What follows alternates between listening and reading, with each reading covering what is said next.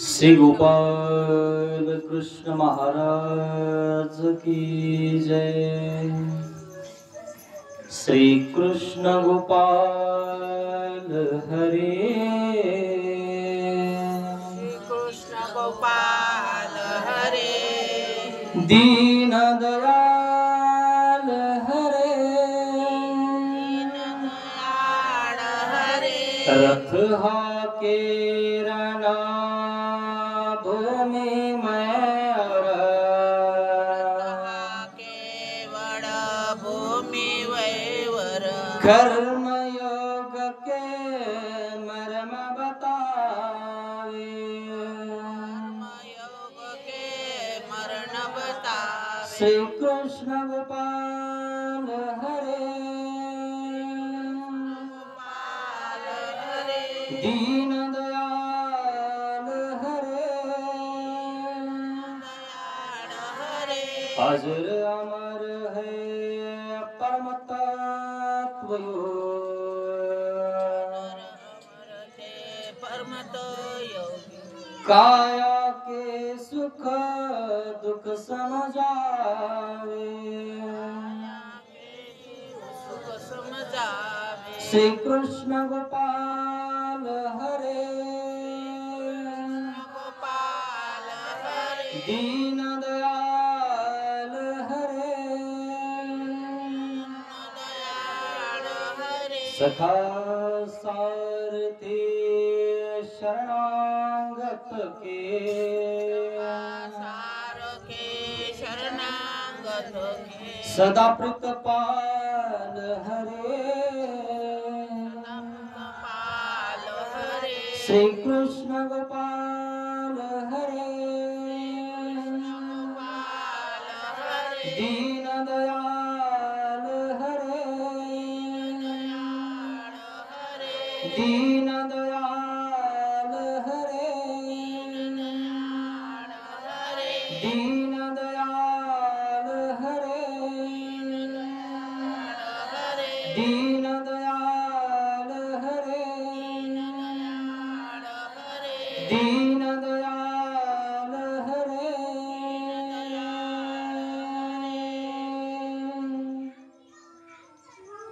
दीन दयाल हरे। दयाळ हरे। श्री गोपाल कृष्ण महाराज की जय। महानुभाव शिदोरी आश्रम निपाणी, छत्रपती संभाजीनगर हा आश्रम श्री क्षेत्र आहेरमलगड ढाकेफळ या पवित्र पावन भूमीवर सर्वज्ञ श्री चक्रधर स्वामींचे चरणस्पद झालेले आहे। या गावामध्ये 4 स्थान आहेत। या गावाचं भाग्य आहे आणि गावाचं नावही खूप सुंदर आहे। ढाके फळ न ढकलणारं फळ आहे। या ढाके फळ मध्ये जर तुम्ही स्वतःला परमेश्वराकडे ढकललं की तुम्हाला फळ नक्की होणार मित्रांनो। तेही मोक्षाचं फळ होणार, पण तुम्हाला स्वतःला सर्वज्ञ श्री चक्रधर स्वामींच्या श्रीचरणावर ढकलावं लागेल, तेव्हा परमेश्वर तो तुम्हाला मोक्षाचं फळ देणार आहे।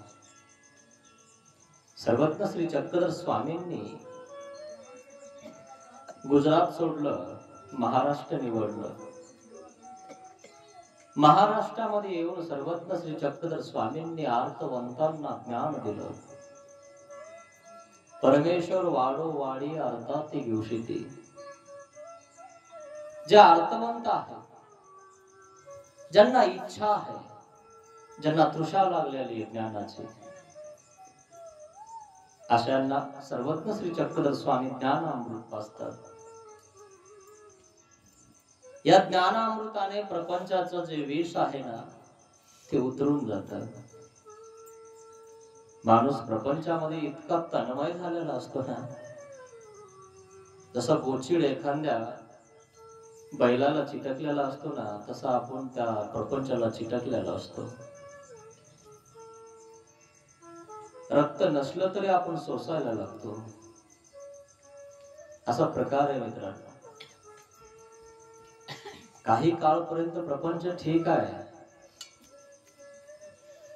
पण काही काळ लोटल्यानंतर सर्वज्ञ श्री चक्रधर स्वामींच्या श्रीचरणावर स्वतःला ढकलून द्या मित्रांनो. त्याच्या श्रीचरणावर स्वतःला अर्पण करा. तुम्हाला नक्की फळ होणार आहे. तसं तुमच्या गावाचं नाव आहे ढाके फळ. प्रपंचाला बाजूला ढकला आणि फळ मोक्षाचं निवडा. आणि म्हणून जो प्रपंचाला बाजूला ढकलून देतो, त्याच्या श्रीचरणावर जर तुम्ही आपलं देह अर्पण केलं, तर तुम्हाला या बंदी खाण्यातून तो नक्कीच बाहेर काढणार आहे. आपण बंदिस्त आहोत मित्रांनो. कर्मानुबंधीने मनुष्य लोके. प्रत्येक व्यक्ती कर्माने बांधला गेलेला आहे. तुम्हाला जर मी म्हटलं ना, चला आमच्या सोबत काही दिवस, तर तुम्ही म्हणणार नाही बाबा, मागे कोणी नाही बघायला, कसं येणार आम्ही. बरं मी आले असते, परंतु घरचे येऊ देणार नाही. बरं घरच्याला पाठवलं असतं, पण दुसरं कोणी घरी नाही. खरंय की कुठे आहे? तुम्ही बांधलेले मित्रांनो. जे बांधलेले त्यांना सोडण्यासाठी श्रीकृष्ण भगवंताने अवतार धारण केलेला आहे. आपलं काल तेच तर चालू होतं. पण काही लोकांना देव कोणता आहे नेमका अजून नाही समजलं आहे. जे बंदी खाण्यामध्ये बंद झाले, तर अजूनही लोक त्यांची पूजा करतात. तुम्हाला माहिती असेल बंदी खाण्यात कोण अजूनही जमा आहे. जे स्वतःला देव म्हणून घेतात ते आजही बंद आहेत. पण त्यांची फोटोची पूजा लोक अजून घरात करतात. लोकांच्या डोक्यात अजून सुद्धा येत नाही की नेमका देव कोणता आहे. विचार करण्यासारखी गोष्ट आहे ना. आणि जो बंदी खाण्यामध्ये जन्म घेतो, तो बंदी खाण्यातून बाहेर निघतो, तो देव आहे मित्रांनो. आणि जो बंदी खाण्यात जाऊन बसतो, तो देव होईल तरी कसा? तो स्वतःला सोडू शकत नाही, तो देव कसा म्हणणार तो देव? पण काही लोक श्रद्धाळू आणि भाविक एवढे असतात की संतांना देव म्हणून घेतात, गुरुला देव करून टाकतात. मित्रांनो, गुरु देव नाहीये. गुरु तुम्हाला देवाचा रस्ता दाखवणारा आहे, तो देव नाही होऊ शकणार. गुरु जर देव असतात, तर मग देवात आणि गुरुत काही फरक राहिला असता का? पण असं नाहीये ना. पण काही समाज असंही म्हणून घेतो की आम्हीच देव आहे. त्याला आम्ही मान्य करत नाही. जीव हा वेगळा पदार्थ आहे, प्रपंच हा वेगळा आहे. जीव, देवता, प्रपंच आणि परमेश्वर असे स्वतंत्र 4 पदार्थ आहेत. या 4 पदार्थांमधून जो परमेश्वर पदार्थ आहे, तो आपल्याला मुक्त करतो मित्रांनो.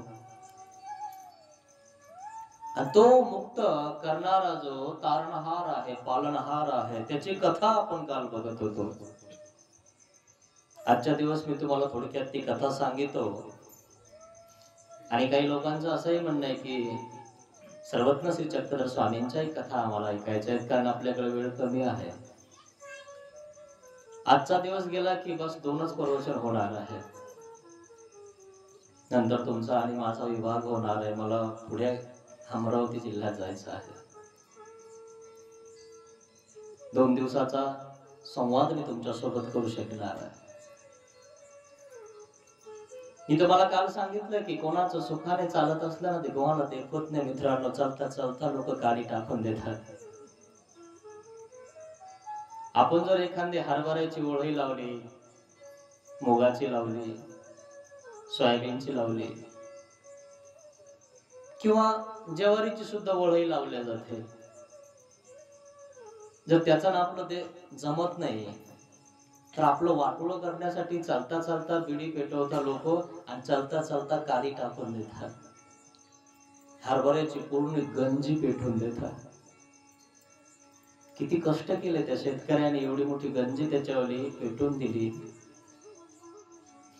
तसं आपल्या प्रपंचामध्ये सुखाने आपण वागत असताना लोक आपल्याला एकमेकाला भांडायला लावतात, एकमेकामध्ये काड्या करतात, द्वेष करतात, मत्सर करतात, आणि त्यामुळं आपलं घर एकत्रित असलं ना की विभाग होऊन जातो मित्रांनो. आपल्याच घरामध्ये आपला विभाग होऊन जातो आणि आपण आपल्याच घरामध्ये भांडायला लागतो. दुसरे तर आपल्याला भांडायला कोण येतच नाही, पण हसायला नक्की येतात. असा प्रकार आहे मित्रांनो, हा प्रपंच आहे. मग अशीच कथा श्रीकृष्ण भगवंताची आहे. 8वा पुत्र कंसा तुझा वध करणार. सगळं झालं, वसुदेवाने त्या ठिकाणी वचन दिलं, हे कंसा, मी तुला 8वा मुलगा स्वतः तुझ्या हातात आणून देणार आहे. तू काळजी करू नको, मी सत्यवादी आहे. माझ्यावर वचन मी ज्यांना दिलंय ना ते आजपर्यंत मी पाळलेलं आहे, आणि तुलाही वचन देत आहे मी ते पाळणार आहे. स्वतःचा मुलगा देवकीचा 8वा गर्भ यातनं जो श्रीकृष्ण जन्माला येणार आहे ना, तो मी तुझ्या हातात आणून देणार आहे. माझा विश्वास कर, तिला मारू नकोस. ठीक आहे, काही हरकत नाही. वचन दिलं, वसुदेवाच्या वचनावर कंसाने विश्वास ठेवला, म्हणे ठीक आहे, काही हरकत नाही. नजर कैद केलं. नजर कैद केल्यानंतर सगळे पहारा दिला, सगळीकडे सैनिक लावले, जिकडं तिकडं हाहाकार होत आहे. उग्रसेन राजाला कळालं की आपली जी मुलगी देवकी हिचा लाडाने लग्न केलं, खूप मोठा खर्च केला. सोकाण्या म्हणून कंसाला पाठवलं. अर्ध्या वाटामध्ये आकाशवाणी झाली, आणि त्या आकाशवाणीचा ऐकून हा कंस देवकीच्या मागे लागला. उग्रसेन राजा रागवला, अरे काय करतोस तू? स्वतःच्या बहिणीला तू सासरी नेऊन घालायच्या ऐवजी तिला बंदी खाण्यामध्ये ठेवतास, काय वाटतं तुला? आणि मग सांगितलं उग्रसेनाने, आत्ताच्या आत्ता तिला नजर कैदातून बाजूला करा. त्यावेळेस कंसाची एवढी तयारी झालेली नव्हती.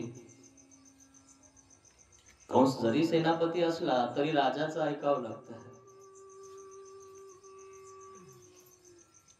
पण राजाच्या टोपाकडे कंसाचं लक्ष होतं. पाहिलं का मित्रांनो, आपला मुलगा आपल्या गादीवर बसतो, हे तुमच्यात पण चालू आहे. तुम्ही आजपर्यंत ज्या बैठकीत बसत होते ना, त्या बैठकीत व्यवहार करत होते ना, तुम्ही थोडेसे उतारावस्थेत लागले की तुमचा मुलगा बसायला लागतो. दादाला म्हणतो तुम्ही मागच्या घरात बसा, पाहुणे येणार. अशीच गत मित्रांनो. त्यावेळेस कंस सांगतो, तुम्हाला कळत नाही काय करायचं? म्हणजे कसं कळत नाही? मी राजा आहे, तू सेनापती आहे, मी जे सांगल ते सेनापतीने करायचं. हो, पण तिचा 8वा मुलगा मला मारणार आहे, मग तिला जिवंत कसं सोडायचं?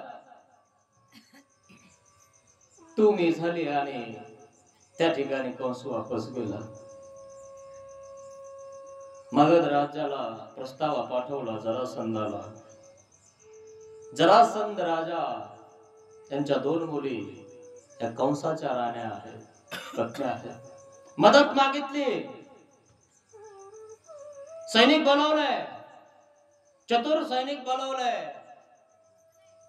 मथुरेमध्ये सैनिक घुसले मित्रांनो. पण काही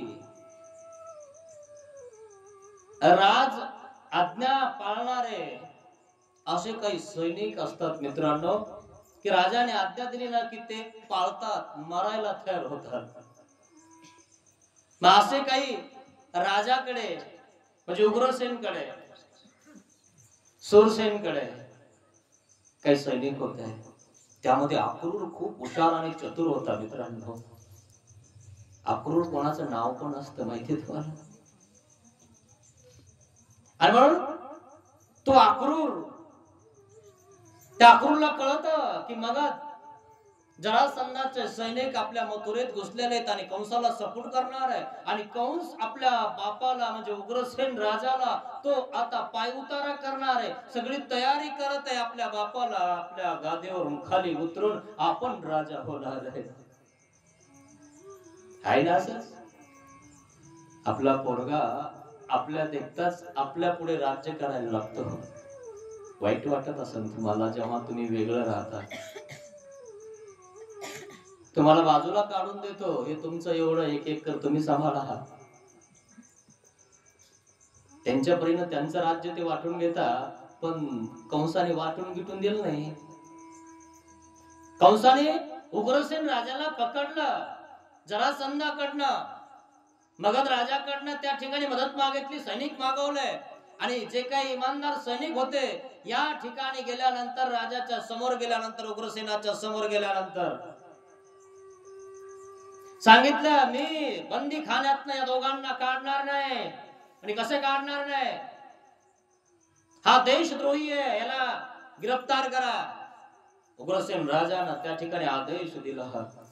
जे इमानदार सैनिक होते त्यांनी तलवारीला हात दिला. कंस त्या ठिकाणी म्हणतो माझ्यावाले तलवारीला हे माझा हात जाणार आहे. जर कोणी तलवारवर काढणार तर माझ्यासोबत युद्ध करावं लागणार आहे. राज आज्ञा पाळणारे काही सैनिक पुढे आले, तलवार काढले, कंसाने काढले. पण कंसाने पुन्हा आपल्या मॅन मध्ये तलवार टाकून दिली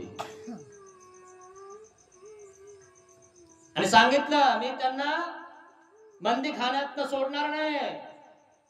कारण उग्रसेन राजा हा देवकीचा पिता आहे. इतक्या थाटामाटात लग्न केलं आणि ती बंदीगृहात आहे.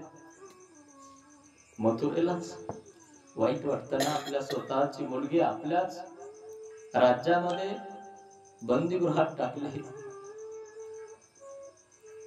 पण राजा असून सुद्धा राजाचं काम कंस करू देत नाही. असं सुद्धा होतं मित्रांनो. आपल्याला जर आपल्या शेतामध्ये काही लावायचं असलं तर आपला मुलगा आपल्याला लावू देत नाही. ते म्हणत असतं नाही वरल्या ढेल्यामध्ये मोसंबी लावा आणि खाल्ल्या ढेल्यात कापूस लावा. यावरूनच भांडण होतं मित्रांनो. आठवत असेल तुम्हाला? खूप अवघड आहे. तसा प्रकार झाला. कंसाने सांगितलं, कंसाने जे सैनिक आणले होते मगध देशावरून त्यांनी हल्ला केला. इमानदार सैनिक होते त्यांना कापून टाकला. जे काही कच्चे आणि पक्के होते उग्रसेनाचे सैनिक ते कंसाला शरण गेले म्हणे मारू नका आम्हाला, आम्ही तुम्ही सांगतो ते करणार आहे. उग्रसेन राजाचा डोक्यावरचा टोप काढला मित्रांनो. कंसाने काढला, स्वतःच्या मुलाने काढला. राज्याभिषेक कंसाला केला आणि उग्रसेन राजाला बंदीगृहामध्ये टाकलं जिथं अंधार आहे. स्वतःच्या बापाला बेड्या टाकल्या कंसाने. बंदीगृहामध्ये टाकलं, नजर कैद मध्ये टाकून दिलं. इथं राहायचं, सगळी सुविधा मिळेल पण तुम्हाला कोणी बघणार नाही, तुम्ही कोणाला बघू शकणार नाही. उग्रसेन राजा बंदीगृहात गेला आणि कंस हा जबरदस्तीनं आपल्या बापाच्या राज्यावर बसला. कंस हा मथुरेचा राजा झाला. आता राजा झाल्यानंतर काय, प्रजा म्हणजे राजा. सगळी प्रजा राजाचं ऐकायला लागते. अत्याचार करून कंसाने राज्य हडपलं मित्रांनो. आणि मग 8वा मुलगा देवकीचा कंसाचा वध करणार आहे हे त्याला माहिती आहे. आता राज्य ताब्यात घेतलेलं आहे. पण अक्रूर आणि काही सैनिक त्या ठिकाणी पळून गेले, इतर राज्यामध्ये गेले आणि तिकडल्या राज्यातनं येऊन त्या ठिकाणी गुप्तचरासारखे काम करायला लागले. म्हणे आपल्या राजाला वाचवणं आपलं काम आहे. वसुदेव देवकीला आपण बंदीगृहातनं बाहेर काढायचं आहे. ते आपले राजा आहेत, त्यांना वाचवणं आपलं कर्तव्य आहे. बंदीगृहामध्ये वसुदेव देवकीला जे भोजन घेऊन जायचा ना, तोही त्या ठिकाणी भोजन घेऊन जात असताना तो राजाचा सेवक होता, पण उग्रसेन राजाचा सेवक होता, पण कंसाने जबरदस्तीनं त्याला त्याचा सेवक केलेला आहे.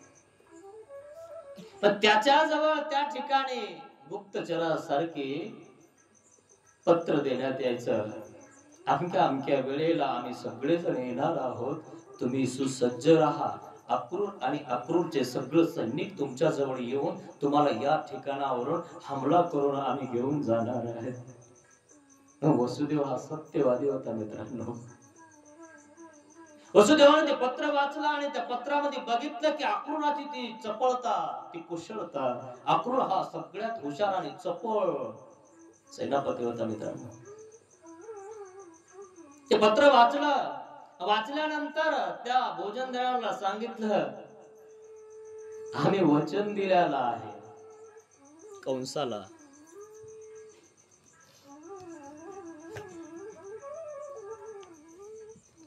दुसरे शेलान बर,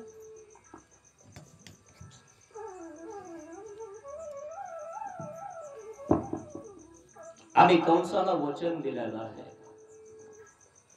8वा मुलगा देवकीचा मी कंसाच्या हातात देणार आहे. मी पळून जाणारा नाहीये, मी तर निघून जाणारा नाहीये.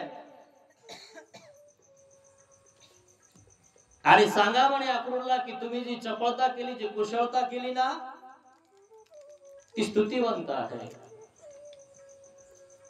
तुम्ही चांगली कुशलता केलेली आहे. पण त्या पत्रामध्ये हे पण लिहिलं की आम्ही काही सैनिक आणि काही स्त्रिया दुसऱ्या राज्यामध्ये पाठवल्या आहेत, गोकुळामध्ये काही पाठवलेल्या आहेत.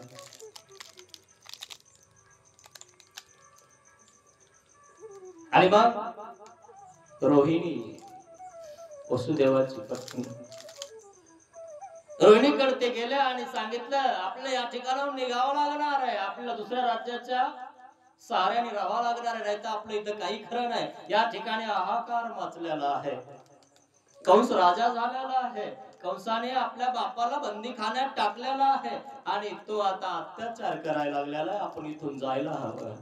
रोहिणी म्हणते मी त्यांना सोडून इथून कसं जाणार आहे, पण आपल्याला काही कारणामुळं इथून निघून जावं लागणार आहे. रोहिणी ऐकते आणि गोकुळामध्ये निघून जाते.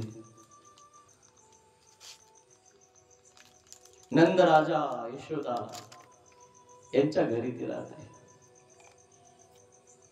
आणि इकडे बंदीगृहामध्ये श्रीकृष्ण भगवंताचा जन्म होणार आहे. सगळे नजर कैद मध्ये आहेत, सगळे सैनिक पहारे करू आहेत, एकदम जबरदस्त पहारे करू त्या ठिकाणी लावलेले आहेत. आता मुलगा होणार आहे, पहिला मुलगा होणार आहे. सगळ्यांना सांगितलं आता चांगला पहारा द्या, आता मुलगा होणार आहे देवकीला. बस मुलगा झाला. मुलगा झाल्यानंतर वसुदेवाने तो हातावर घेतला, नामकरण केलं त्या मुलाचं, कीर्तिमान. पहिल्या मुलाचं नाव वसुदेव देवकीच्या कीर्तिमान होता. सुंदर असं गोरस असा मुलगा त्या ठिकाणी जन्माला आला. खुश झाले दोघं सुद्धा. त्याच वेळेस वसुदेव राजाला आपलं वचन आठवलं, अरे कंसाला वचन दिलेलं आहे, 8 ही मुलं मी तुझ्याजवळ आणून देणार आहे.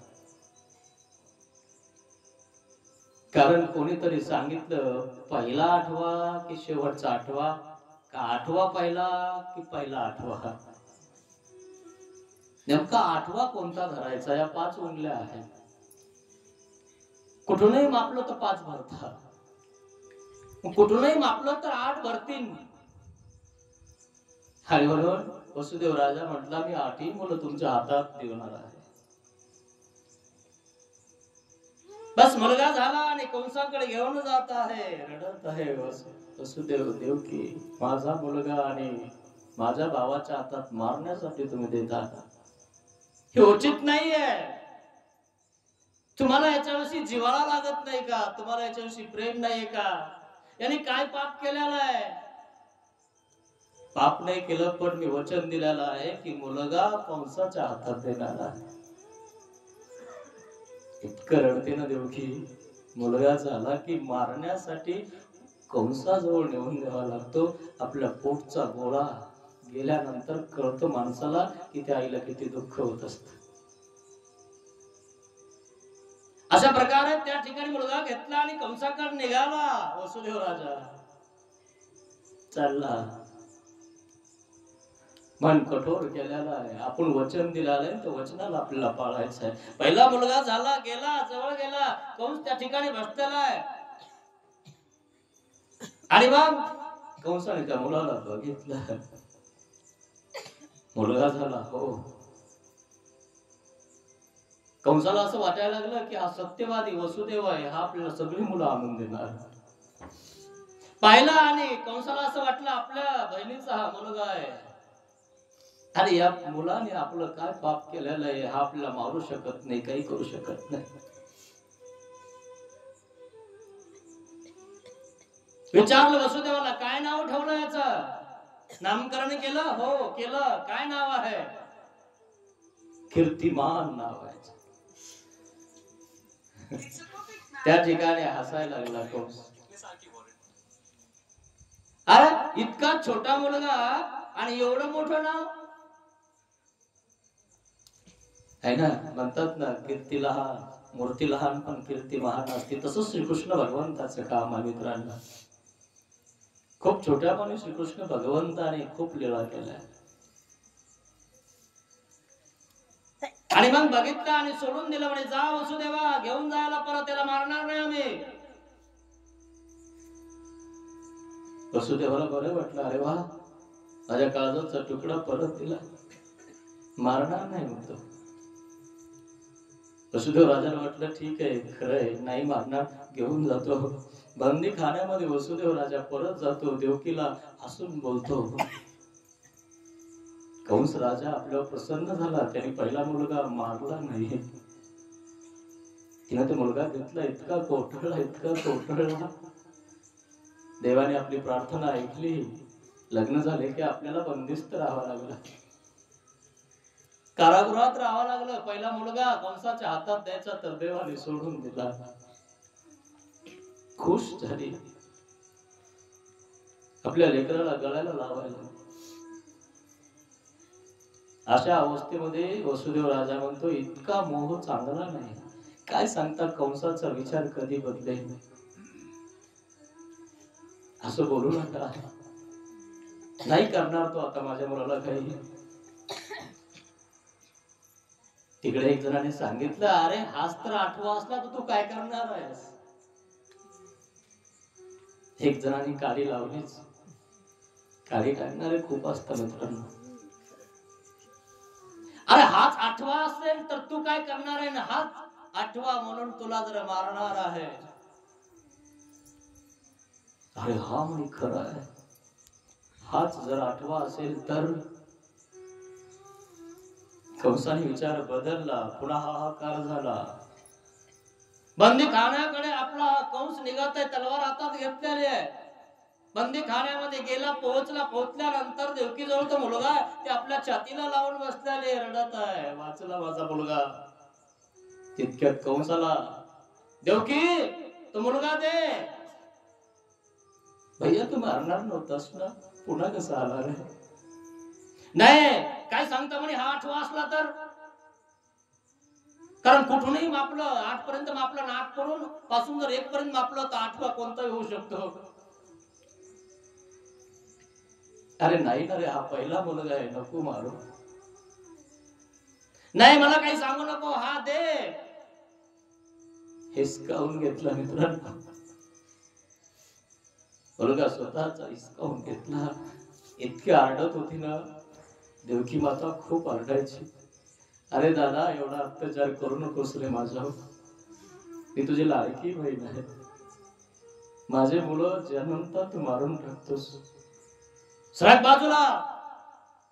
पाय धरले होती ना, पाया पडली, दादा माझ्या मुलाला मारू नकोस रे, त्या निष्पाप लेकराने तुझं काय पाप केलेलं आहे. सडक बाजूला लात उचलली, बाजूला पडली दोघी. घेऊन गेला वसुदेव, कंस घेऊन गेला. घेऊन गेल्यानंतर त्या मुलाला बघितलं. माहितीये, जिकडे घेऊन गेला ना तिकडे एक मोठी शिळा होती. मारायचं कसं, तलवारीनं मारायचं की कसं याला मारायचं म्हणून तो फिरत होता घेऊन पोराला. आणि पोराला घेऊन फिरत असताना एक मोठी शिळा त्याच्या राजवाड्यामध्ये त्याला दिसली. त्याने विचार केला की या शिळेवर आपण या मुलाला धुवायचं आहे, मारायचं आहे. कंसाने बघितलं त्या मुलाकडे डबल आणि पकडलं पायाला आणि फिरवल्यानंतर धुणं आपटतो ना असं आपटलं त्या शिळेवर. खाड दिसी रक्ताच्या चिळकंड्या उडाल्या, तुकडे तुकडे झाले त्या लहान मुलाच्या डोक्याचे. रक्तबंबाळ झालं. कीर्तिमान मुलगा मरून गेला. त्या शिळेवर धुणं धुतो ना असा धुवून काढला. दुसरा मुलगा झाला. पुन्हा आला, पुन्हा मागितला, पुन्हा घेतला, पुन्हा त्या शिळेवर आपटला. तिसरा, चौथा, पाचवा, सहावा, 6 मुलं त्यांनी त्या शिळेवर असे फिरवून आपटून मारले होते. मित्रांनो, देवकीचा काळजाचा तुकडा तुकडा जळायचा. ते तीळ तीळ जळायची, इतकी रडायची ना. पोरगा पोटाला आला जन्माच्या बाहेर पडायचा तर ती म्हणते जन्म देऊन तरी काय फायदा आहे, बिचारे मरून जातात. काय जन्म द्यावा या पोराला. 6 मुलं मारले मित्रांनो. 7वा मुलगा आहे आता. 7वा मुलगा गर्भामध्ये आलेला आहे. देवकीला एकच धसकी आहे की हा 7वा मुलगा सुद्धा तो मारणार आहे. शिळेवर फिरवून मारतो. चिथड्या चिथड्या होऊन जाता माझ्या मुलाच्या. माझ्या काळजाचे तुकड्याचे सगळे चिथडे उडून जातात, रक्त रक्त उडून जात. अशा प्रकारे देवकी इतकी रडते, इतकी रडते. 7वा मुलगा गर्भामध्ये आलेला आहे. पण 7व्या मुलाचा गर्भपात झालेला आहे. ही देवाची लीळा आहे. सगळीकडे चर्चा पसरली म्हणे 7वा मुलगा जो गर्भामध्ये आला पण गर्भपात झाला, गर्भ पडला. हे शक्य नाहीये. बघा, जा लवकर, कुठे आहे तो. पण असं होऊ शकत नाही. ही देवाची माया आहे, लीळा आहे. देवाने तो 7वा गर्भ रोहिणीच्या गर्भात टाकला. गोकुळामध्ये नंद राजाच्या यशोदेच्या घरी रोहिणी माता ठेवलेली आहे. ती वसुदेवाची मोठी पत्नी आहे. ती जेव्हा तिथं गेली ना तेव्हा ती गुप्त वेशात राहिलेली आहे, म्हणून तिच्यावर निंदा होणार नाही. आणि तिकडे असं झालेलं आहे म्हणून ती तिथं पोहोचलेली आहे. तोपर्यंत ती वसुदेव राजाजवळच होती आणि म्हणून संतांनी सांगितलं की तुझी निंदा होणार नाही. कारण तो गोकुळात असताना तुला मुलगा कसा झाला असं लोक निंदा करतील कदाचित, असं रोहिणीला वाटत होतं. संतांची वाणी त्या ठिकाणी तिने ऐकली. म्हणे कसं करणार, पण शक्य नाही, तुझं निंदा होणार नाही. परमात्माची लीळा आहे. म्हणून रोहिणीची कोणी आजपर्यंत तुम्ही निंदा ऐकली? कोणी नाही केली. वसुदेवाचाच मुलगा आहे बलिराम. त्या ठिकाणी रोहिणीच्या गर्भामध्ये तो 7वा गर्भ गेलेला आहे. कंस राजा व्याकुळ झालेला आहे. म्हणे झालं तसं काय, काय झालं, कोणी काय केलेलं आहे का? म्हणे काही केलेलं नाहीये, पण गर्भपात झालेला आहे. सगळीकडे बघायला लावलं, जिकडं तिकडं कोणी असेल ज्यांचे गर्भ नेमके आलेले असतील किंवा जन्माला येत असतील त्यांना मारून टाकता. पाहिलं का अत्याचार किती आहे. दुसऱ्याचे लेकर सुद्धा कंसाने स्वतःसाठी मारले. जन समुदायाचे मारले. काय सांगता म्हणे, हिचा गर्भ तिच्या पोटात गेला असेल तर कित्येक जणांचे मारले. सगळीकडे हा हा का मचलेला. बस आठवा गर्भ आता वसुदेव देवकीच्या गर्भात येणार आहे. आता बस आठवा गर्भाला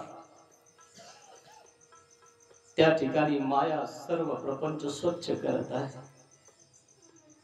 देवी देवता प्रसन्न होत आहे. श्रीकृष्ण महाराज तारणहार पालनहार जन्माला येणार आहे. जेव्हा आठवा गर्भ धारण केला तेव्हा सगळ्या देवी देवतांनी सगळ्यांनी हात जोडले. आठवा गर्भ देवकीच्या गर्भामध्ये गेलेला. कंसाला कळालं की आठवा गर्भ वाढत आहे. सगळी एकदम कडी चोटपणे सगळीकडे सैनिक लावलेला आहे. जिकडं तिकडं त्यांना नजर कैदामध्ये न ठेवतात त्यांना नजरेमध्ये ठेवलेला आहे. कुठंही जर देवकी गेली ना तर तिच्यावर लक्ष ठेवा. हा आठवा जो गर्भ आहे तो गर्भपात झाला नाही पाहिजे, तो हरवला नाही पाहिजे. असं झालं ना तर सैनिकांना सांगितलं की तुम्हाला जिवंत ठेवणार नाही. इतकी तयारी केली मित्रांनो. बंदी खाण्यामध्ये देवकी माता आपल्या पोटाहून हात फिरवते. आठवा गर्भ जन्माला आला नाही, बरं झालं म्हणे. का? शिळेवर आपटून मरण्यापेक्षा तो आधीच गेला हे बरं झालं म्हणे. कारण देवकी मातेला कुठं माहितीये की तो रोहिणीच्या गर्भामध्ये गेलेला आहे. असा प्रकार आहे. आणि मग दुःख करते ती की आता ह्या आठव्या मुलाचं काय होणार. आठवा मुलगा जन्माला येणार की नाही. आकाशवाणी झालेले वसुदेवाने सांगितलं आकाशवाणी सत्य आहे. आणि आठवा गर्भ जो जन्माला येणार आहे तो पालनहार आहे, तारणहार आहे. आणि तो आठवा गर्भ कंसाचा वध करणार आहे. बस सगळीकडे तयारी झाली. बस आता 9वा महिना लागलेला आहे. कृष्ण जन्माला येणार. सगळे लोक मथुरेतले गोकुळातले जिकडल्या तिकडल्या राज्यातले विचार करायला लागले की आठवा मुलगा जन्माला येणार आहे वसुदेव देवकीच्या घरी. देवकीच्या गर्भामध्ये तो जन्म घेणार आहे. सगळे आनंदित आहेत. सगळे पूजा करायला लागले देवाची की देवा या आठव्या गर्भाला काही होऊ देऊ नको. अरे देवच आहे तो, त्याला काय होणार आहे. श्रद्धाळू लोक असतात, भाविक असतात, ते पूजा करायला लागले देवाची की आमच्या देवकीच्या मुलाला काही होऊ नये. सगळीकडे तयारी झालेली आहे. आणि बस श्रावण महिना लागलेला आहे. श्रावणात या अष्टमीला आनंद हा झाला. आज बाळ कृष्ण जन्मला या नंदा घरी. श्रीकृष्ण भगवंताचा जन्म झाला. कारागृहामध्ये श्रीकृष्ण भगवंताचा जन्म झालेला आहे. जन्म होता क्षणी, प्रसूती होता क्षणी श्रीकृष्ण भगवंताने जांभळी दिली मित्रांनो. जांभळी दिल्यानंतर पूर्ण विश्व देवकीला आपल्या मुखात दाखवलेलं आहे. तिने बघितलं की या माझ्या पोराच्या मुखामध्ये सगळं विश्व दिसायला लागलेलं आहे. तिने त्याच्या श्रीकृष्ण भगवंताच्या मुखावर हात ठेवला. मुलगा सामान्य नव्हे. माझा मुलगा जन्माला आला ना हा काही सामान्य नाहीये. जे आकाशवाणी झाले ना कदाचित ती सत्यच आहे.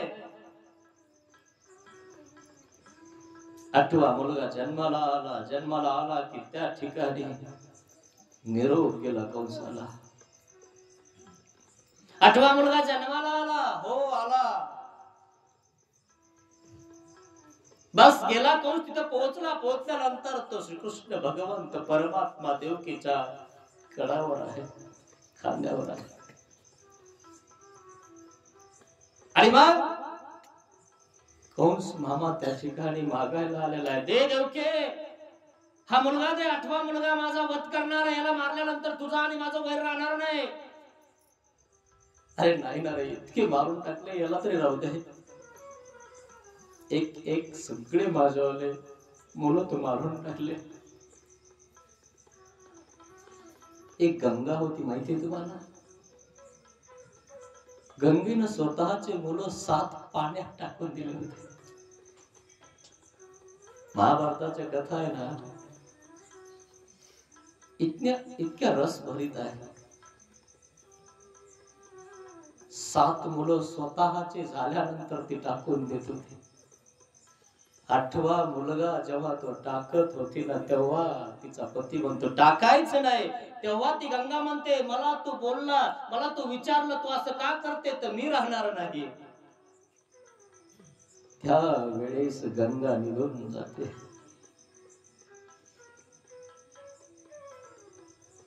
भीष्म नाव, देवव्रत नाव होतं त्याचं. ती म्हणते हा मुलगा तुला तयार करून मी पाठवणार आहे. आणि मग तो नंतरची कथा नंतर. तसं श्रीकृष्ण भगवंत गेले, पोहोचले, जन्माले.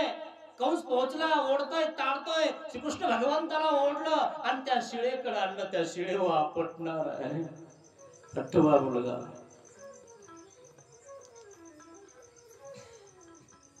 बस श्रीकृष्ण भगवंताला आपटायचं.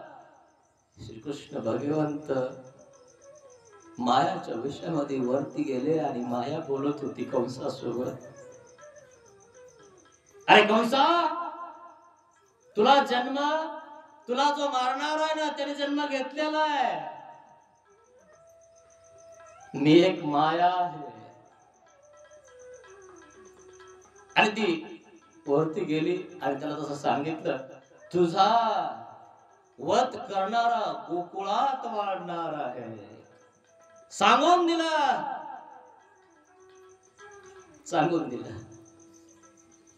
आणि गुप्त झाले. कंस राजा रागवला, चिडला, म्हणजे ज्या त्या राज्यामध्ये पसरा, ज्या त्या राज्यामध्ये जाऊन जे आजकालचे 2 महिन्याच्या आतले जे मुलं जन्मलेले आहेत त्यांना न विचारता मारून टाका, कोणाचेही असो. सगळ्या राज्यामध्ये हाहाकार मचलेला आहे.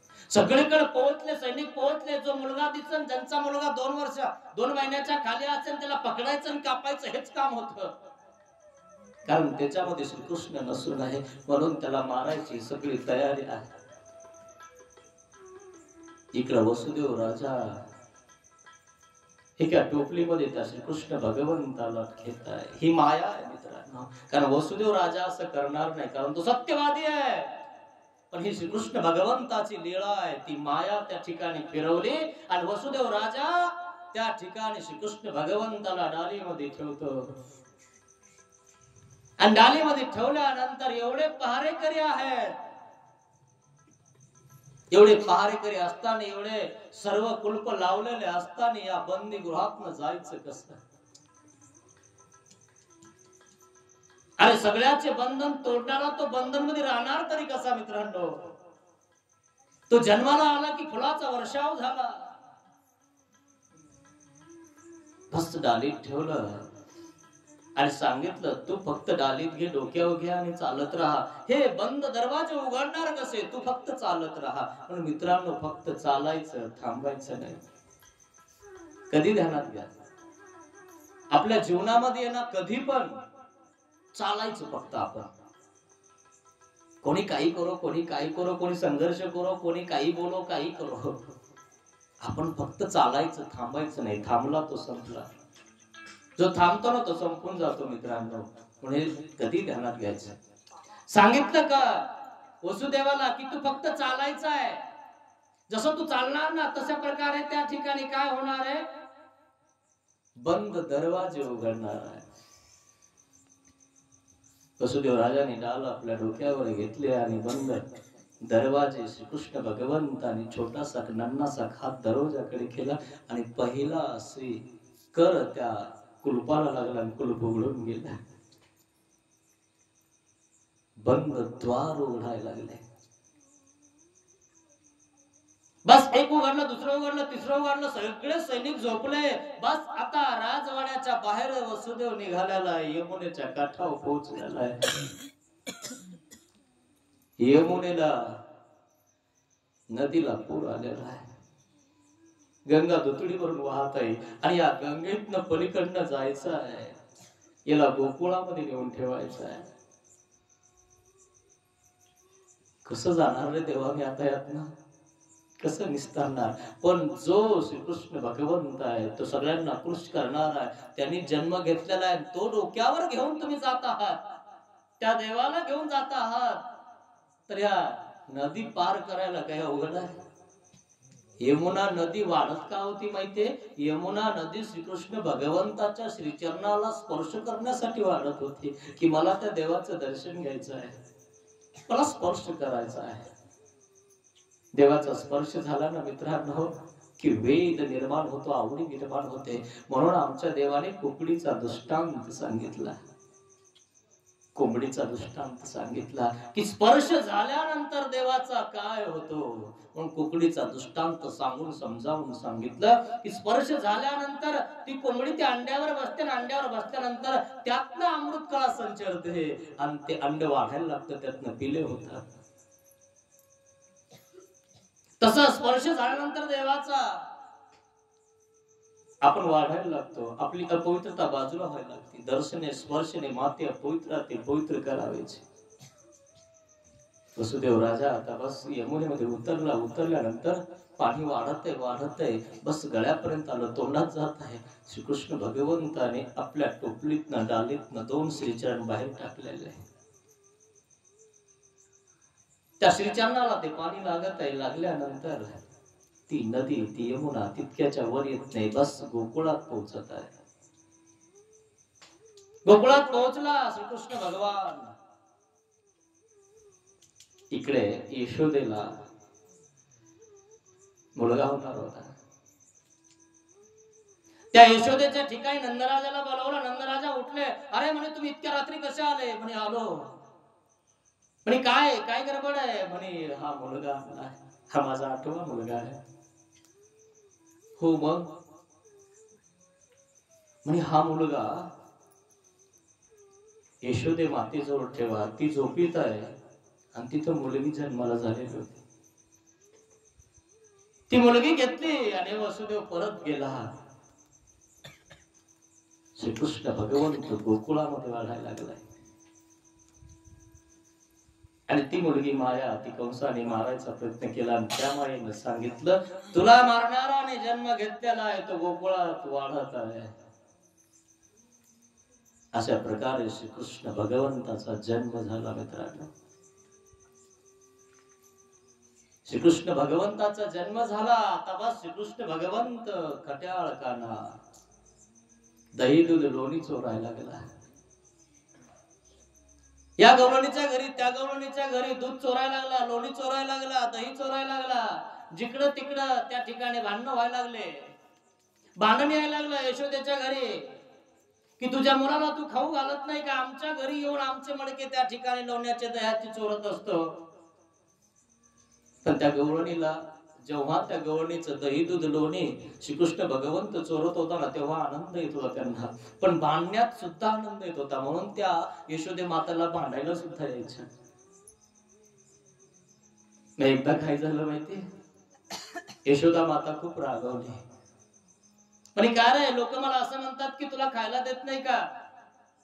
तू लोकांचं चोरून खातो, दही दूध लोणी चोरून खातो. म्हणे मैं नहीं माखन खायो मैया, मैं नहीं माखन खायो. कोण म्हणतंय मी माखन चोरलं? कोण म्हणतं मी खाल्लं? श्रीकृष्ण भगवंत बोलत असताना सुद्धा खरे बोलत नाही, खोटे बोलत नाही. मैया मैं नहीं माखन खायो, मी नाही खाल्लं माखन, म्हणजे मी नाही खाल्लं लोणी. आणि जर समजा दटून दुटून पुन्हा खरं करायचा प्रयत्न केला की काय म्हणतात, मैया मैंने ही माखन खाय, मीच खाल्लं. खरं की नाही? असा हा श्रीकृष्ण भगवंत वाढायला लागला. आणि मग श्रीकृष्ण भगवंताकडे यशोदे मातेकडे भांडण यायला लागले गवळणीचे. आणि मग एक दिवस यशोदा माता रागवल्यानंतर सांगितलं, तू असा चोऱ्या करतोस ना, तुला उखळाला बांधेन. जो बांधलेला आहे त्यांना सोडतो, त्याला कोण बांधू शकतं मित्रांनो? बांधायचा प्रयत्न केला कंसाने, जन्मला कारागृहात, पण त्याच दिवशी निघला की नाही. देव कोण आहे ओळखा मित्रांनो. जो देव असतो ना तो कारागृहात नसतो. पण आमच्या श्रीकृष्ण भगवंताचा कारागृहात जन्म झाला, पण कारागृहातून त्याच दिवशी निघला की नाही, तो देव आहे. जे कारागृहात आहेत ते देव नाहीये, हे ध्यानात घ्या पहिले. आणि सांगितलं मित्र उखळाला बांधणार आहे. म्हणजे ठीक आहे आई, मी चोरी केलीच नाही ना, मी खाल्लंच नाही ना. पण नाही नाही, तुला आता बांधते मी. चोरी करतो ना तो, माखण खातो ना. बस एक मोठा कासरा आणला, मोठा दोरी आणली, सोल आणले आणि त्या श्रीकृष्ण भगवंताला बांधण्यासाठी बांधत आहे. कमराला बांधण्यासाठी ती सोल त्या ठिकाणी ती एकत्रित करते. आणि सोल बांधत असताना ती सोल कमराला पुरत नाही.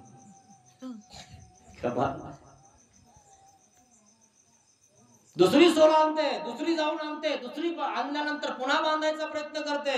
बस बांधायचा प्रयत्न केला की ती सोल छोटी होऊन जाते. तिसरी, चौथी, पाचवी थकून गेले यशोदा. ती सोल आणून सोल बांधू म्हणे काना, म्हणे काय आई, अरे तुला एवढी मोठी सोल आणल्यानंतरही तुला मला बांधता येत नाही रे. म्हणे झालंय काय तुला? म्हणे आई, मी कोणाकडनं बांधल्या जात नाही का, मी भक्तीनं बांधल्या जातो, रागाने नाही, तमाने नाही. अरे मग कसं बांधायचं हे तरी सांग.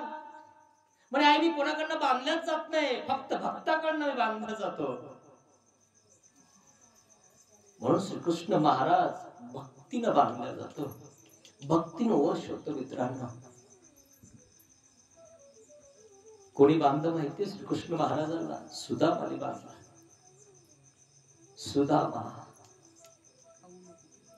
सुदामाने भक्ती केली, मैत्री केली. संदीपान ऋषीच्या आश्रमामध्ये असताना श्रीकृष्ण महाराज बलराम आश्रमामध्ये अभ्यास करण्यासाठी गेले. त्या ठिकाणी सुदामा थोडासा पायाने लंगडा होता आणि त्या ठिकाणी तो सुदामा पाणी भरत होता. आणि श्रीकृष्ण भगवंताची भेट झाली. अरे काय नाव आहे तुमचं? माझं नाव सुदामा आहे. असं पहिल्याच भेटीमध्ये श्रीकृष्ण महाराज म्हणतात, माझ्यासोबत मैत्री करणार? मी नाही करणार. मैत्री करण्यासाठी मला मैत्री निभवता आली पाहिजे रे काना कृष्णा, कारण मी एक गरीब ब्राह्मण आहे, मी मैत्री निभू शकणार नाही. तू एक राजा आहे, राजकुमार आहे, आणि जर तुला काही आपत्ती आली तर मी एक लंगडा आहे. तुझ्या आपत्तीमध्ये मी तुझा मदत काय करू शकणार? मित्र त्याला म्हणतात मित्रांनो की जो आपत्ती पडल्यानंतर तो आपल्याला मदत करतो. पण मित्र त्यालाही म्हणतात आपत्ती पडियो परी मित्र के द्वार न जाइयो. आपल्याला किती आपत्ती पडली ना तर आपण मित्रापुढे हात नाही पसरले पाहिजे. मित्राने आपल्याला येऊन मदत केली पाहिजे, तो मित्र आहे.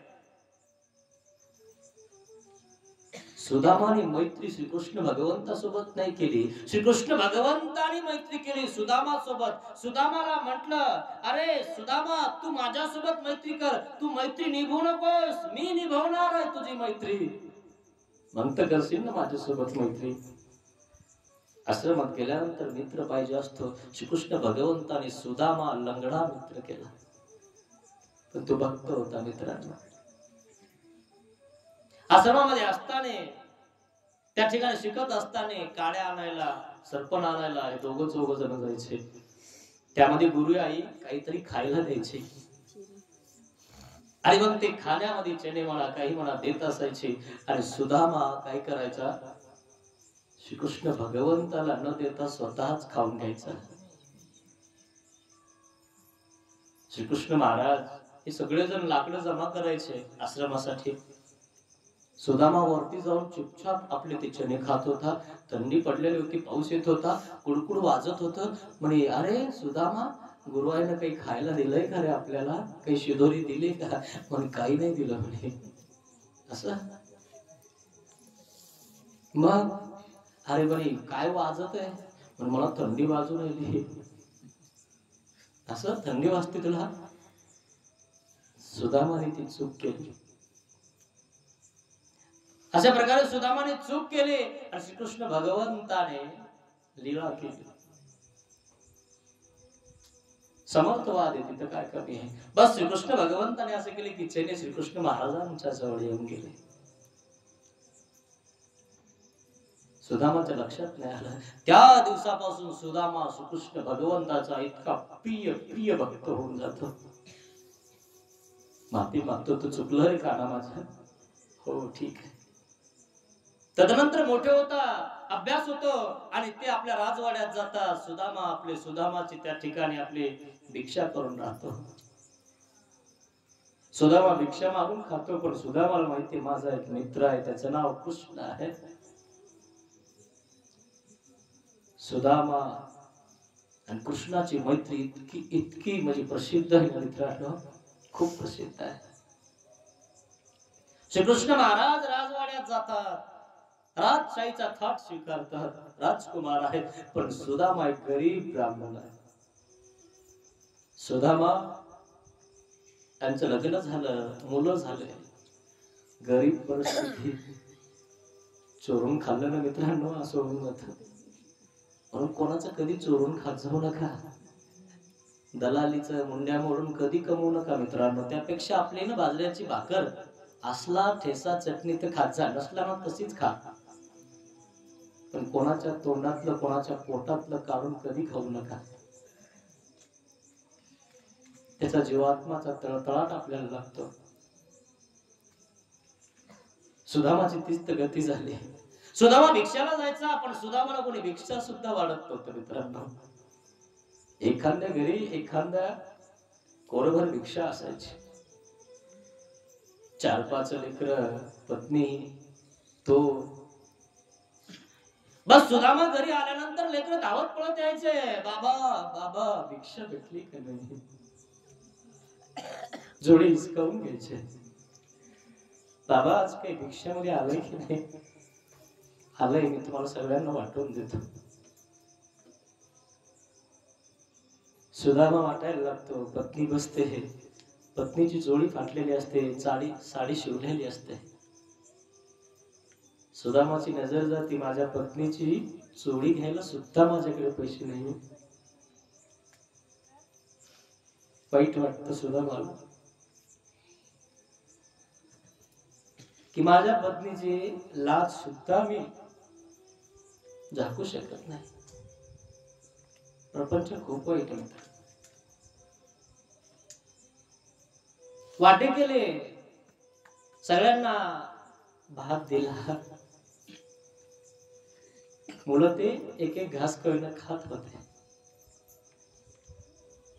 पत्नीला दिला, पण पत्नी उदास होती.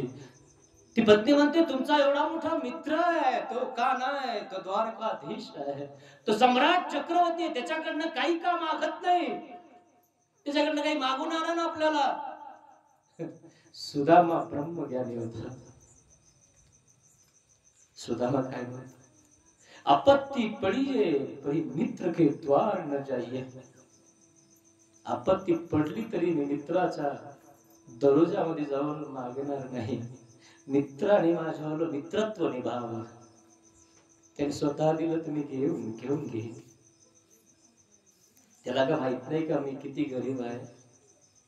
मित्राला आपली परिस्थिती माहित नसली का मित्रांनो? सगळ्यांना माहित असते. असा प्रकार आहे. पण सुदामाची पत्नी आता श्रीकृष्ण भगवंताच्या सामर्थ्यावर, ऐश्वर्यावर संदेह करायला लागली. तुमचा मित्र तुम्हाला काही देत नाही, तुमचा मित्र तुमचा देव नाही, तो कृष्ण नाही. म्हणून तुम्ही त्याच्याकडे जात नाही, मागत नाही. नाही ग, मी त्याला मागितलं असतं तर मला खूप काही देऊन देईन, पण मला नाही जा वाटत त्याच्याकडे. आपलं दुःख त्याला सांगायचं हे चांगलं नाही. बस सगळ्यांना वाढलं, सुदामाने घेतलं आणि पत्नीला दिलं. तितक्यामध्ये गाय समोर आली आणि गाईलाही तो घास देऊन टाकला आणि उरलेला एक दाणा त्या गाडग्यामध्ये होता आणि तो काढला, पाणी पिलं आणि तो एक दाणा घेऊन तो बघत होता, हा खाऊ का मी? लक्षात आलं की देवाला अर्पण करायचं राहिल्याला तो एक दाना त्याने देवाला अर्पण केला. सुदामाची पत्नी म्हणते, हे पागल झालंय, देव देव करून हे पागल होणार आहे. लेकरांना कपडे नाही, मला कपडे नाही, मला खायला नाही, लेकरांना खायला नाही, आणि देवाला वाढल्याशिवाय देवाला जेवण दिल्याशिवाय हा खात नाही. एका दाण्याने त्या देवाचं पोट भरणार आहे का? खूप रागवते. तिला संदेह निर्माण होतो त्या श्रीकृष्ण भगवंतावर. तुमचा कृष्ण देव नाहीये, तुम्ही नुसतं कृष्ण कृष्ण करता. इतकं तुम्ही त्याला भसता पुसता, तुम्हाला तो का मदत करत नाही? का तुमच्या संसारात तुम्हाला मदत करत नाही? तो म्हणतो प्रारब्ध भोगे क्षय, माझं प्रारब्धच असं आहे. कर्म का लेख मिटे न रे भाई, तू लाख करे चतुराई. माझं जे कर्म आहे ना, यामध्ये श्रीकृष्ण भगवंत काही करणार नाही. पण तुम्ही जा ना त्याच्याकडे, जा ना, एकदा मागा ना त्याला, मागून तर बघा, दिला तर घ्या ना त्याच्याकडनं. आपल्याला त्या ठिकाणी लेकरा बाळांचं पोट उपाशी राहिलेलं देखवत नाही ना. पाहिली ना माझ्यावर चोळी फाटली, साडी फाटलेली, तुम्हाला वाटत नाही काही माझ्याविषयी? वाटतं ना ग, पण काय करू, वाईट वाटतं सुद्धा मला. सुदामाने तो एक दाणा अर्पण केला आणि पत्नीचं ऐकलं, म्हणे मी कृष्णाला भेटायला जाणार. पण त्या कृष्णाला भेटायला जाण्यासाठी काहीतरी पाहिजे ना रे. राजा नाम देवता गुरु, राजाला रिकाम्या हाताने भेटू नये मित्रांनो. देवतेला म्हणजे देवाला काहीतरी फोन लावून देऊन भेटलं पाहिजे, पण आपण विडा ठेवत असतो. गुरुला आपण भेटायला आलो तर गुरुच्या हातात काही ना काहीतरी फळ फूळ काहीतरी दिलं पाहिजे. तर मला श्रीकृष्ण महाराजांना भेटायला जायचंय, तर त्याला भेटण्यासाठी काही देण्यासाठी काही वस्तू आहे का आपल्याकडे? म्हणजे आपल्याकडे तर उतरंडीमध्ये काहीच नाहीये, त्याला मागायला तर जायचंय. पण त्याला पहिल्यांदा भेट तर द्यावा लागेल, त्याची भेट तर घ्यावा लागेल ना. हो, ते पण खरं. ती म्हणते ठीक आहे, मी कोणाकडनं आहे ना उष्णे पोहे घेऊन येते. आता सुदामाच्या घरीच काही नाही, सुदामा इतका गरीब आहे, त्याला उष्णही कोणी देत नाही. हो, प्रपंचामध्ये तुमच्याकडे काही नसलं ना, तर तुम्हाला आहे ना निठवावर पीठ सुद्धा उष्ण देत नाही. आणि जर तुम्ही कोणाकडून पीठ उष्ण आणलं ना, तर ती बाई काय करते माहितीये, त्या आठव्यामध्ये असं पीठ असं टाकत असते, कारण दबून जाऊ नये. दबल्यानंतर जास्त पीठ जाईल आणि वरतून दाबून देत असते. दाबून दिलं बरं का, मला देताना दाबूनच दे. पाहिलं का प्रपंच कसं आहे. आणि उष्ण कोणाला देता माहितीये का बाया? ज्याच्याजवळ देण्याची शक्ती आहे त्याला देता. आज सुदामाची पत्नी सुदामा वापस देईन हा भरोसा काय आहे? सगळ्या गावात सुदामाची पत्नी फिरते, आम्हाला 2-3 मूठ पोहे देणार का, तांदूळ देणार का? देणार कशाने परत? आमच्याकडे काय नाही, जा दुसऱ्या घरी जा. दुसऱ्या घरी जाते, तिसऱ्या घरी जाते, चौथ्या घरी जाते. उष्णे मागते हो, उष्णही देत नाहीत लोक. मित्रांनो, ज्या वेळेस तुमच्या जवळ तुमची गरीब परिस्थिती आली ना, लोक उष्णही तुम्हाला देत नाही. तुमचा भाऊ का असाना, मग तो म्हणतो ही देईन कशावर, उगाच नको, भांडण होऊन जाते. असा प्रकार आहे मित्रांनो. बस एक जणीला असं वाटलं, एरवी बुरशेल पोहे म्हणे खराब झालेले, एरवी तर फेकून द्यायचे, जाऊ द्या ना, हे 3 मूठ पोहे आपण हिला देऊ आणि तिला सांगू, हे बघ देताना चांगले दे, व्यवस्थित दे. आणि 3 मूठ गच्च भरून दे बर का. हो देईल बर का, मी तुमचे 3 मूठ पोहे ना परत देऊन टाका. दिले एका बाईला. एरवी फेकून द्यायचेच होते. तसंच असतं मित्रांनो. आम्ही कधी भिक्षा वगैरे मागायला जातो ना, लोक काय करतात माहितीये, तुम्हाला सांगायची गरज नाही मित्रांनो. जे साधू संतांना वाढायची पिशवी असते ना, ती वेगळीच असते मित्रांनो. सासूबाई सांगते याच्यातलं वाढायचं, इकडं तिकडं वाढायचं नाही, हे बारीक गहू येत पण हे बाबा लोकांना वाढायचे. आले की असं. आणि माहितीये का ती कसं करते वाढताना, सासूबाई शिकवत असते आपल्या सूनबाईला, असा हात करायचा म्हणे, वंजळ खालून बोट वर करायचे. बाबाला वाटलं पाहिजे काय वंजळ भरून आणली. खरे मित्रांनो, अजूनही चालू आहे. आम्ही मात्रेचे गहू आणले मित्रांनो. आम्ही तर मागितलेच नाही, पण दिले एक जणी टाकून. आमच्याकडे एक जण साधं गोड होतं, ते काय म्हणे, बाबा अरे बारीक गहू आहे म्हणे हिच्यात.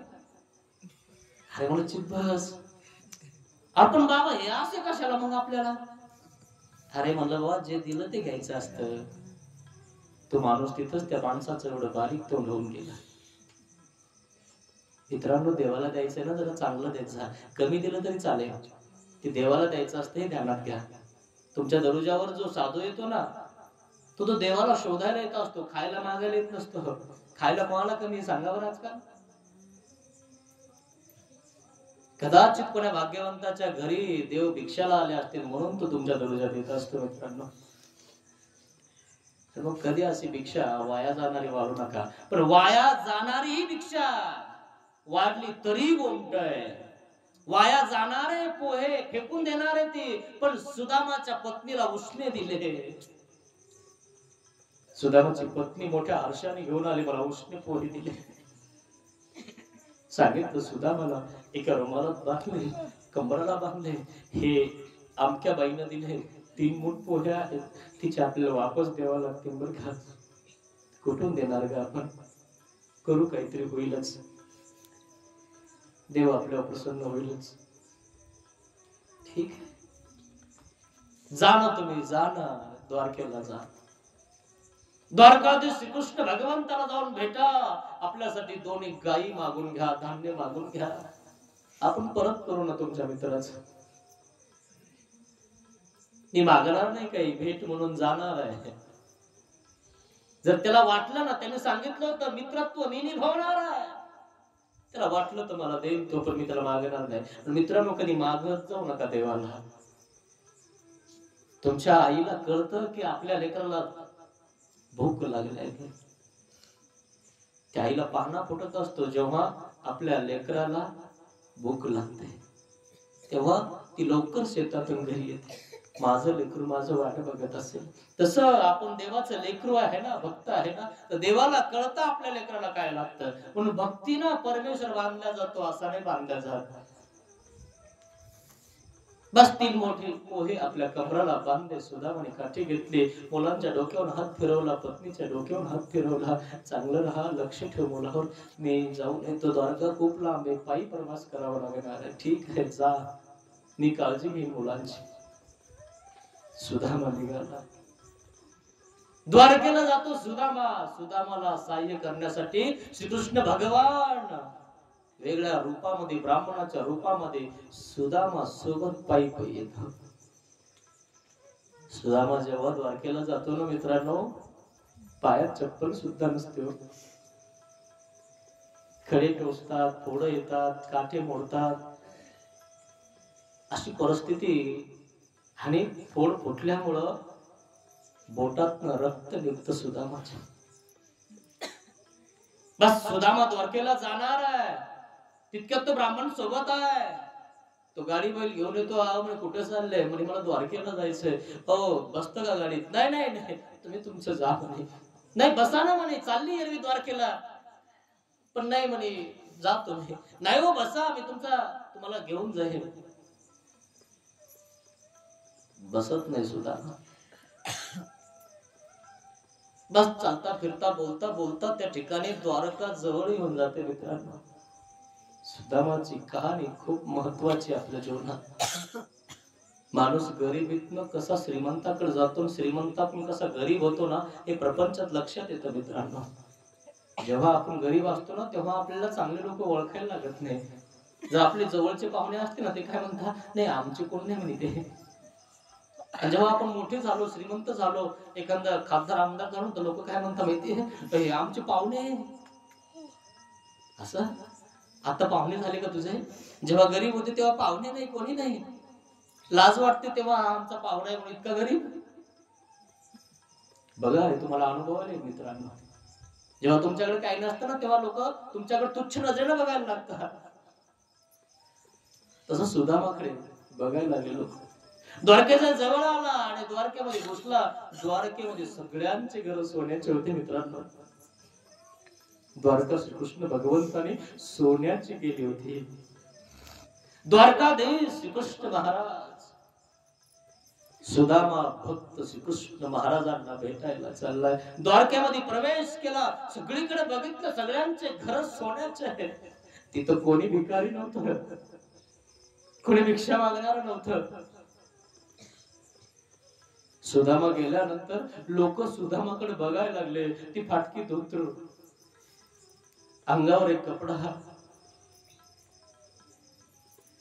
फाटका कपडा घातलेला आहे. सुदामाजवळ एक काठी आहे, वाकडा चालत आहे, पायाच्या बोटात रक्त निघत आहे. सुदामा असं घराकडे बघत असताना सगळे घरातले लोक बाहेर निघून बघतात. अरे म्हणे आपल्या गावामध्ये कोण भिकारी आलेला आहे. सगळे लोक बघायला येतात आणि बस सुदामा गावातून जाताना नुसते बघता लोक हसी उडवता. अरे म्हणे कोण भिकारी आपल्या द्वारकेत घुसलेला आहे.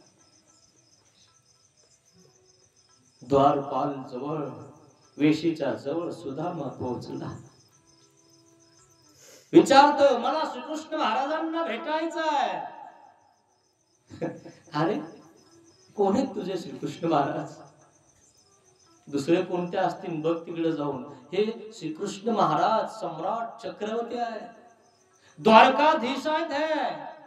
यांना भेटायचे का? दुसरा कोणता एखादा श्रीकृष्ण असन तिकडे जाऊन बघ. नाही म्हणे, द्वारकाधीश श्रीकृष्ण महाराज माझे मित्र आहे. लोक हसायला लागले मित्रांनो. श्रीकृष्ण महाराजांचा मित्र सुदामा अशा फाटका कपड्याचा आणि भिकारी अवस्थेमध्ये असूच शकत नाही. थट्टा करायला लागले लोक. अरे दुसरा कोणता श्रीकृष्ण असन, जा निघी दोन. नाही मला जाऊ द्या. अरे सरक बाजूला. ज्यांच्या अंगाचा वास येतो अशांना आम्ही आतमध्ये काय द्वारकेत येऊ देत नाही. तू द्वारकेत तरी आलास, सरक बाजूला, आतमध्ये जाऊ नको, राजवाड्याकडे बघू नकोस. सुदामाला बाहेर ढकलून दिलं मित्रांनो. सुदामा खूप चालून थकून आला होता, तहान लागली होती. सुदामा मनामध्ये विचार करत होता, खूप मोठा झालाय तो, नाही ओळखणार आपल्याला. मोठे माणसं आपल्याला ओळखत नाही, गरिबांना कोण ओळखत. सुदामा मनामध्ये विचार करतो, जाऊ द्या म्हणे, एवढ्या मोठ्या राजाला भेटणं माझ्यासारख्या गरिबाकडनं शक्य नाही. जाऊ वापस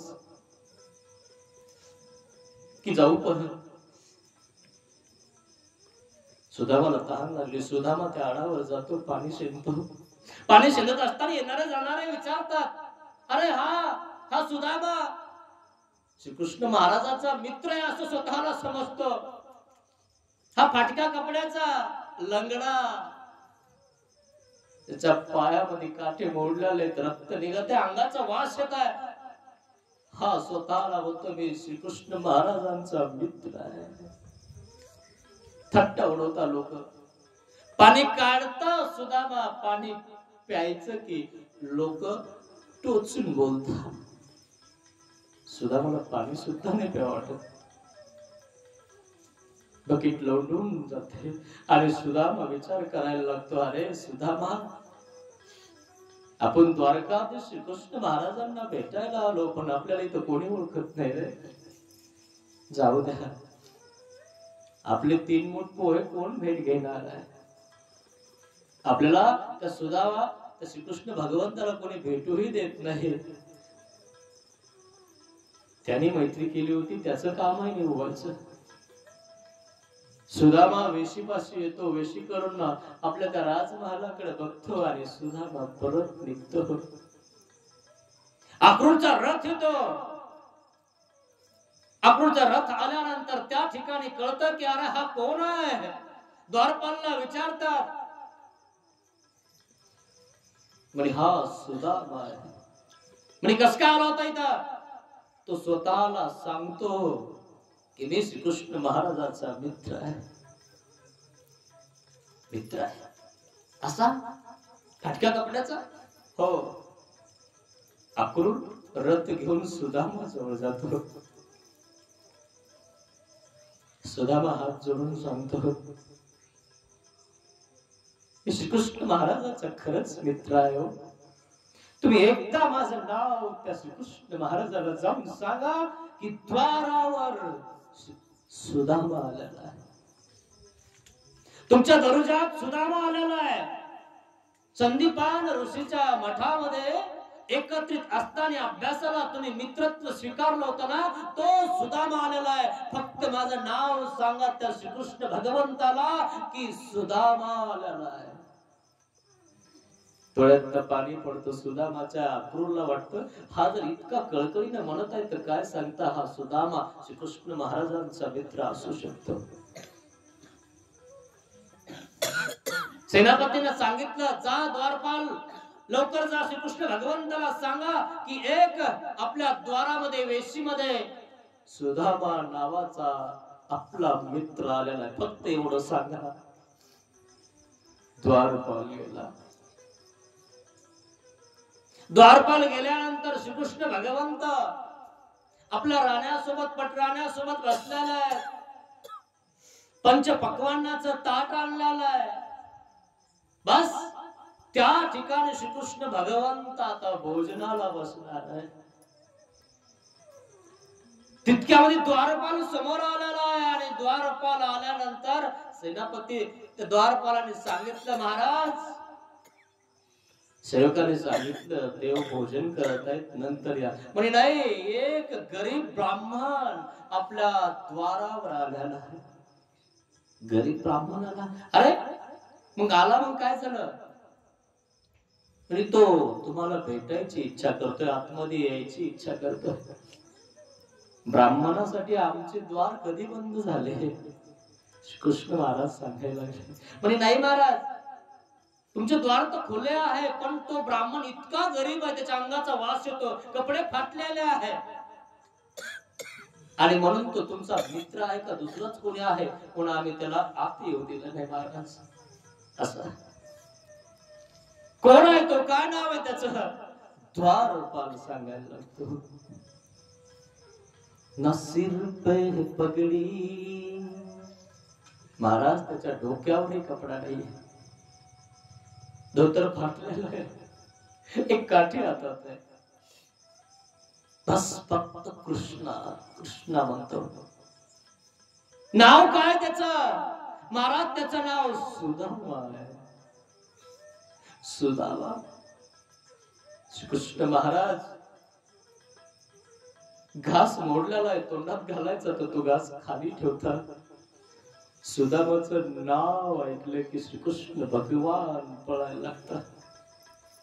माझा सखा, माझा मित्र सुदामा आलेला आहे, तो माझ्या द्वारामध्ये थांबलेला आहे, त्याला अडवलेलं आहे. श्रीकृष्ण भगवान पळायला लागले. भक्तीनं बांधला जातो देव मित्रांनो, कशानेच बांधला जात नाही. खेचून आणलं भक्तीनं. सुदामाने श्रीकृष्ण महाराजाला खेचून आणलं. पळायला लागले श्रीकृष्ण महाराज, राजवाड्यातून पळायला लागले. दास दासी सगळे सैनिक घाबरायला लागले. पण काय झालंय श्रीकृष्ण महाराजाला, नंगे पाव पळायला लागलेले आहेत, पितांबर बाजूला पडलेला आहे, टोप डोक्यावर नाहीये. श्रीकृष्ण महाराज पळत आहेत, पळत आहेत, पळत आहेत. सुदामा आलाय, माझा मित्र आलेला आहे, द्वारावर उभा आहे. श्रीकृष्ण महाराज पळतात. बस आपल्या राजवाड्याच्या बाहेर निघतात. बराच वेळ सुदामा त्या द्वारामध्ये उभा राहिलेला आहे आणि सुदामा विचार करतो आपला निरोप तर पोहोचला, पण द्वारकाधीश काही राजवाड्याच्या बाहेर नाही निघाला. मोठे माणसं गरीब माणसाला ओळखत नाही. सुदामा चल जाऊ दे, आपल्या घरी परत जाऊ आपण. सुदामा असा विचार करतो आणि सुदामा परत निघतो. मित्रांनो, जाऊ द्या, गरीबाला कोण ओळखत. सुदामा परत निघतो. सगळे हसायला लागतात. पहा याचा मित्र द्वारकाधीश आहे, चाललं म्हणे वापस. हे भिकारी आपल्या द्वारकेमध्ये आलो होतो, सगळे थट्टा करत होते, आता निघाला म्हणे वापस. आणि मग सुदामा परत जातो. मित्रांनो, सुदामा परत जातो, द्वारकेच्या बाहेर निघतो. श्रीकृष्ण भगवंत राजमठाच्या बाहेर येतात, पळतात, द्वारपालला विचारतात तो सुदामा कुठं आहे. आणि महाराज तो वाट बघून बघून निघून गेला. कुंकड गेला तो. आणि महाराज या इकडे गेला. श्रीकृष्ण महाराज द्वारकेमध्ये नंगे पाऊल फिरायला लागले. इकडे गेला, सगळ्यांना विचारतात तो सुदामा कुठे आहे. तो कुठे गेला ज्याच्या डोक्यावर पगडी नाहीये, हातामध्ये काठी आहे, जो लंगडत चालतो, तो सुदामा कुठे आहे. सगळे बघायला लागले, सगळे आश्चर्य करायला लागले. म्हणजे तो नाही का स्वतःचा मित्र श्रीकृष्ण महाराजाला म्हणत होता तो सुदामा. म्हणजे महाराज इकडे आहे, म्हणजे इकडे आहे, तिकडे आहे. सुदामा बस द्वारकेच्या बाहेर निघतो आणि बस तिथं गेल्यानंतर सुदामा आणि कृष्णाची भेट होत जाते. सुदामा म्हणतो, अरे कानाला उशीर केला रे तू यायला, तुझी वाट बघून बघून थकून गेलो रे मी, चाललो होतो परत. सुदामा तुझा विश्वास, माझा विश्वास नाही खरे तुझा. मला सोडून चालला होता, मी तुला भेटल्याशिवाय कसा राहणार आहे. खूप वेळ उभा राहिलो रे तुझ्या दुर्जामध्ये, तुझा निरोपही आला नाही, तुझ्या आला नाही लवकर. चाललो होतो परत मी. सुदामा मी तुझा मित्र आहे, मी मैत्री निभावणार आहे, तुला निभावायची गरज नाहीये. चल सुदामा परत. नाही नको, मी तुझा मित्र होण्याच्या लायकीचा नाही. सगळे लोक द्वारकेतले माझी थट्टा करत होते रे, आता थट्टा नाही, तुझं नाव घ्यायला लागते. सुदामाचा हात पकडला, गळ्याला गळा लावला. सगळे द्वारकेचे लोक एकत्रित आले, बघायला लागले सुदामा कृष्णाची भेट झाली. सगळेजण बघायला लागले, रडायला लागले. अरे हा सुदामा सांगत होता मी मित्र आहे त्या कृष्णाचा, आपण मानलं नाही. स्वतः श्रीकृष्ण भगवंत नंगे पाऊल आलेले आणि त्या सुदामाला सगळ्या समाजात देखता भेटलेले, जन समुदायात देखता भेटलेले. अंगाचा वास येतो म्हणतात, त्या देवाला वास नाही आला अंगाचा. देवाने मिठी मारली सुदामाला. सुदामा माझा विश्वास नव्हता करत, तुम्हाला सोडून चालला होतास. अरे आहे ना विश्वास, पण तू खूप वेळ केला रे, माझी परीक्षा घेत होता का. नाही रे, मला निरोपच आला नाही. निरोप आला हा तुझं नाव ऐकलं की लगेच निघलो रे. मी जेवायला बसलो होतो, जेवलो सुद्धा रे तुझ्यासाठी. चल ना तुला. नाही जाऊ दे, नको, तुझा अपमान होईल, मी एक गरीब तुझा मित्र आहे. नाही रे, तुझ्यामुळे माझा कधी अपमान होणार नाही. चल सुदामा. सांगितलं सेनापती रथ पाठवा. बस रथ आलेला आहे.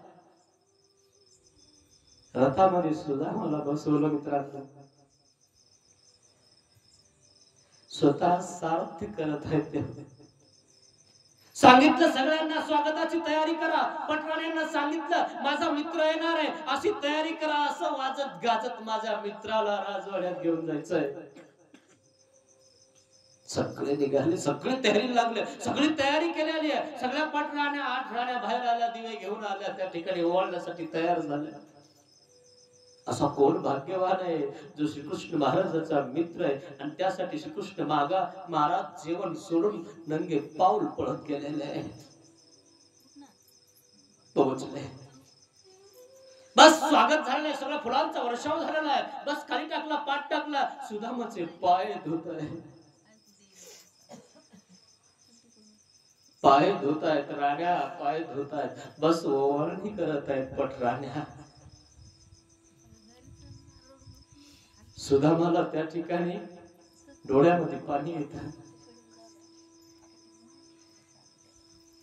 बस सुदामाला त्या ठिकाणी दह्या दुधाने आंघोळ घातल्या जाते. सुदामाच्या कमराला त्या ठिकाणी पोहे बांधलेले असतात. सुदामा ते पोहे लपून ठेवत असतो. माझे बोरशील पोहे.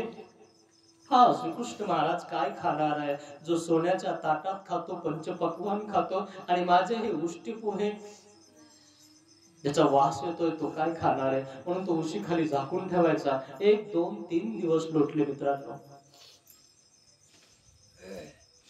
श्रीकृष्ण महाराजांनी अभ्यागत वृत्ती केली. तिसऱ्या दिवशी विचारलं, सुदामा, भाभीनं काही भेट वस्तू नाही दिली का रे मला? अरे तुला काय कमी आहे रे? तू सम्राट चक्रवर्ती आहे, द्वारकेचा राजा आहे, तुझं महल सुद्धा सोन्याचं आहे, तुला भेटवस्तूची काय गरज आहे? मला भेटवस्तूची गरज नाहीये, पण मला प्रेमाची गरज आहे रे, भक्तीची गरज आहे. माझ्यासाठी काही वस्तू भाभीनं दिली का नाही हे मी विचारत आहे, कारण माझी भाभी तशी नाहीये. काहीतरी दिला असेल रे मला खाण्यासाठी, शिदोरी बांधून दिली असेल तुझ्याकडे. नाही रे काना, काही नाही दिलं. नाही सांग ना, काहीतरी दिला असेल. असं करणारच नाही. सुदामाला असं वाटायला लागलं की हे बुरशील पोहे मी त्या श्रीकृष्ण भगवंताला कसे देऊ? तो खाईल का? आणि जर मी दिले तर तो माझा अपमान तर नाही करणार ना, मला असे बुरशील पोहे दिलेस? मी राजा आहे, मी सोन्याच्या ताटात जेवतो, आणि तुम्हाला हे घेऊन आलास? असं जर म्हणलं तर काय म्हणणार? सुदामाला वाईट वाटतं. श्रीकृष्ण महाराज पुन्हा पुन्हा म्हणतात, सांग ना, काही दिलंय का नाही, काय भेटवस्तू आहे का नाही? आणि मग तो झाकून ठेवत असतो. सांग, या कमराला बांधलेलं काय आहे? काही नाही रे, जाऊ दे. नाही सांग, लवकर सांग. लपून ठेवतोस का? लपून ठेवतो? अरे काय सांगू रे माझी गरिबी तुला. कृष्णा, मला तुझ्याकडे यायचं नव्हतं, तुला मागायचंही नाही, पण माझ्या पत्नीला तुझ्याविषयी संदेह निर्माण होत आहे की तू देव आहे की नाही, आणि म्हणून तिनं मला पाठवलेलं आहे. खूप गरिबी काढली रे. माझ्या पत्नीला साडी नाही, चोळी नाही, मुलांना कपडे नाही, नंगे फिरतात, खायला भाकर नाही. पण मला भेट काही वस्तू दिली का नाही हे तर सांग पहिले. आणि कोणाकडनं तरी उष्णे पोहे आणलेले, पण ते जरा बुरा आलेले रे. ते तुला कसे द्यावे? त्याचा वास सुटला. अरे कसे का असं ना, माझ्यासाठी दिले ना माझ्या भाभीनं, ते मला देणार आहे, पण तू खाशील का? मग का खाणार नाही? मला प्रेमाने दिलेलं आहे. पत्रम पुष्पम फलम तोयम. श्रीकृष्ण भगवंताने सांगितलं, जो मला प्रेमाने एक पान ही जर देत असेल ना, तर मी तो प्रेमाने स्वीकार करतो. सुदामा देत नव्हता, पण हिसकावून घेतला. 3 मूठ पोहे होते. समजला की सुदामाने ते पोहे श्रीकृष्ण महाराजाला दिले, आणि सुदामाचे पोहे खाण्यासाठी श्रीकृष्ण महाराज उतावीळ झाले. प्रेमाचे पोहे ते मित्रांनो. काय तिच्यात भक्ती आहे, प्रेम आहे, हे देवाला द्यायचे आहे. खराब कसे देऊ म्हणून त्याला लाज वाटायला लागली. मी एक गरीब आहे, पण आवडीनं सेवन करत आहे तो श्रीकृष्ण महाराज. बस 1 मूठ घेतले आणि तोंडात टाकले, बस खाल्लं. नारायणाला कळलं की एक एक मुट्ठी में एक एक लोक दान कर रहे हैं. 3 लोक आहेत मित्रांनो, पाताळ लोक, मूर्ती लोक आणि स्वर्ग लोक. एका मुठ्ठीमध्ये त्या सुदामाच्या पोह्यामध्ये एका मुठ्ठीमध्ये एक एक लोक दान करत होते त्या सुदामाला. का? की त्यांनी 3 मूठ पोहे मला दिले ना, सगळं दान देणार त्या सुदामाला. आता त्याला काही कमी पडणार नाही. राण्यांना कळालं, नारायणाने सांगितलं, म्हणजे एका मुठ्ठीमध्ये एक एक लोक दान करत आहे, तुम्हाला राहायला सुद्धा जागा राहणार नाही. आणि मग सगळ्या राण्या जवळ आल्या, म्हणे महाराज तुम्ही एकलेच खाणार का, आम्हालाही काही देणार की नाही? म्हणजे भाभीने दिलेला प्रसाद तो आम्हालाही महत्वाचा आहे, ती शिदोरी आम्हालाही महत्वाची आहे. म्हणे नाही, माझ्यासाठी आणलेली ना मीच खाणार आहे. नाही नाही, आम्हाला पण द्या. श्रीकृष्ण महाराजांच्या श्रीकरातनं हिसकावून घेतली राण्याने. तेव्हा श्रीकृष्ण महाराजांचं राजमहल श्रीकृष्ण महाराजांना राहिलं. जर ते एक मूठ पोहे अजून खाल्ले असते ना, तर श्रीकृष्ण महाराजांचं राजमहल सुद्धा सुदामाचं झालं असतं. भक्ताला देव आपण पे देतो मित्रांनो. जो आनंद देवाजवळ आहे, जसा देव आहे तसं आनंद आरती परमेश्वर भक्ताला करून टाकत असतात. तो सुदामा भक्त आहे, दान देऊन टाकलं. विश्वकर्माला सांगितलं माझ्यासारखंच महल, माझ्यासारखंच घर, राजमहल सुदामाचं पाहिजे. विश्वकर्मा गेला मित्रांनो सुदामाचं महल तयार करण्यासाठी. सुदामा इकडंच आहे अजून, पण तिकडं महल करणं तयार झालं. 2-4 दिवस लोटले, सगळे आनंदात गेले, सगळे व्यवस्थित गप्पा गोष्टी मागच्या करायला लागले, आश्रमातल्या करायला लागले. सुदामा म्हणतो मला जावं लागेल नाही, माझी पत्नी माझी मुलं घरी आहेत. म्हणे काही पाहिजे तुला? नाही मला काही पाहिजे नाही, कारण सुदामाने काही मागितलं नाही मित्र. असं ठीक आहे, जाणार म्हणतो? हो जातो मी, निघतो. अरे सुदामा, हे जे तू कपडे घातलेस ना, राजगृहीचे कपडे आहेत, खूप महागाचे आहेत रे, कपडे काढून ठेव, नाही तर वाटाने लोक तुला मारतील. सुदामाने बघितलं, अरे माझ्यावाले फाटके कपडे होते, मला हे कानाने कृष्णाने दिलेले कपडे, आणि खूप महागाचे आहेत.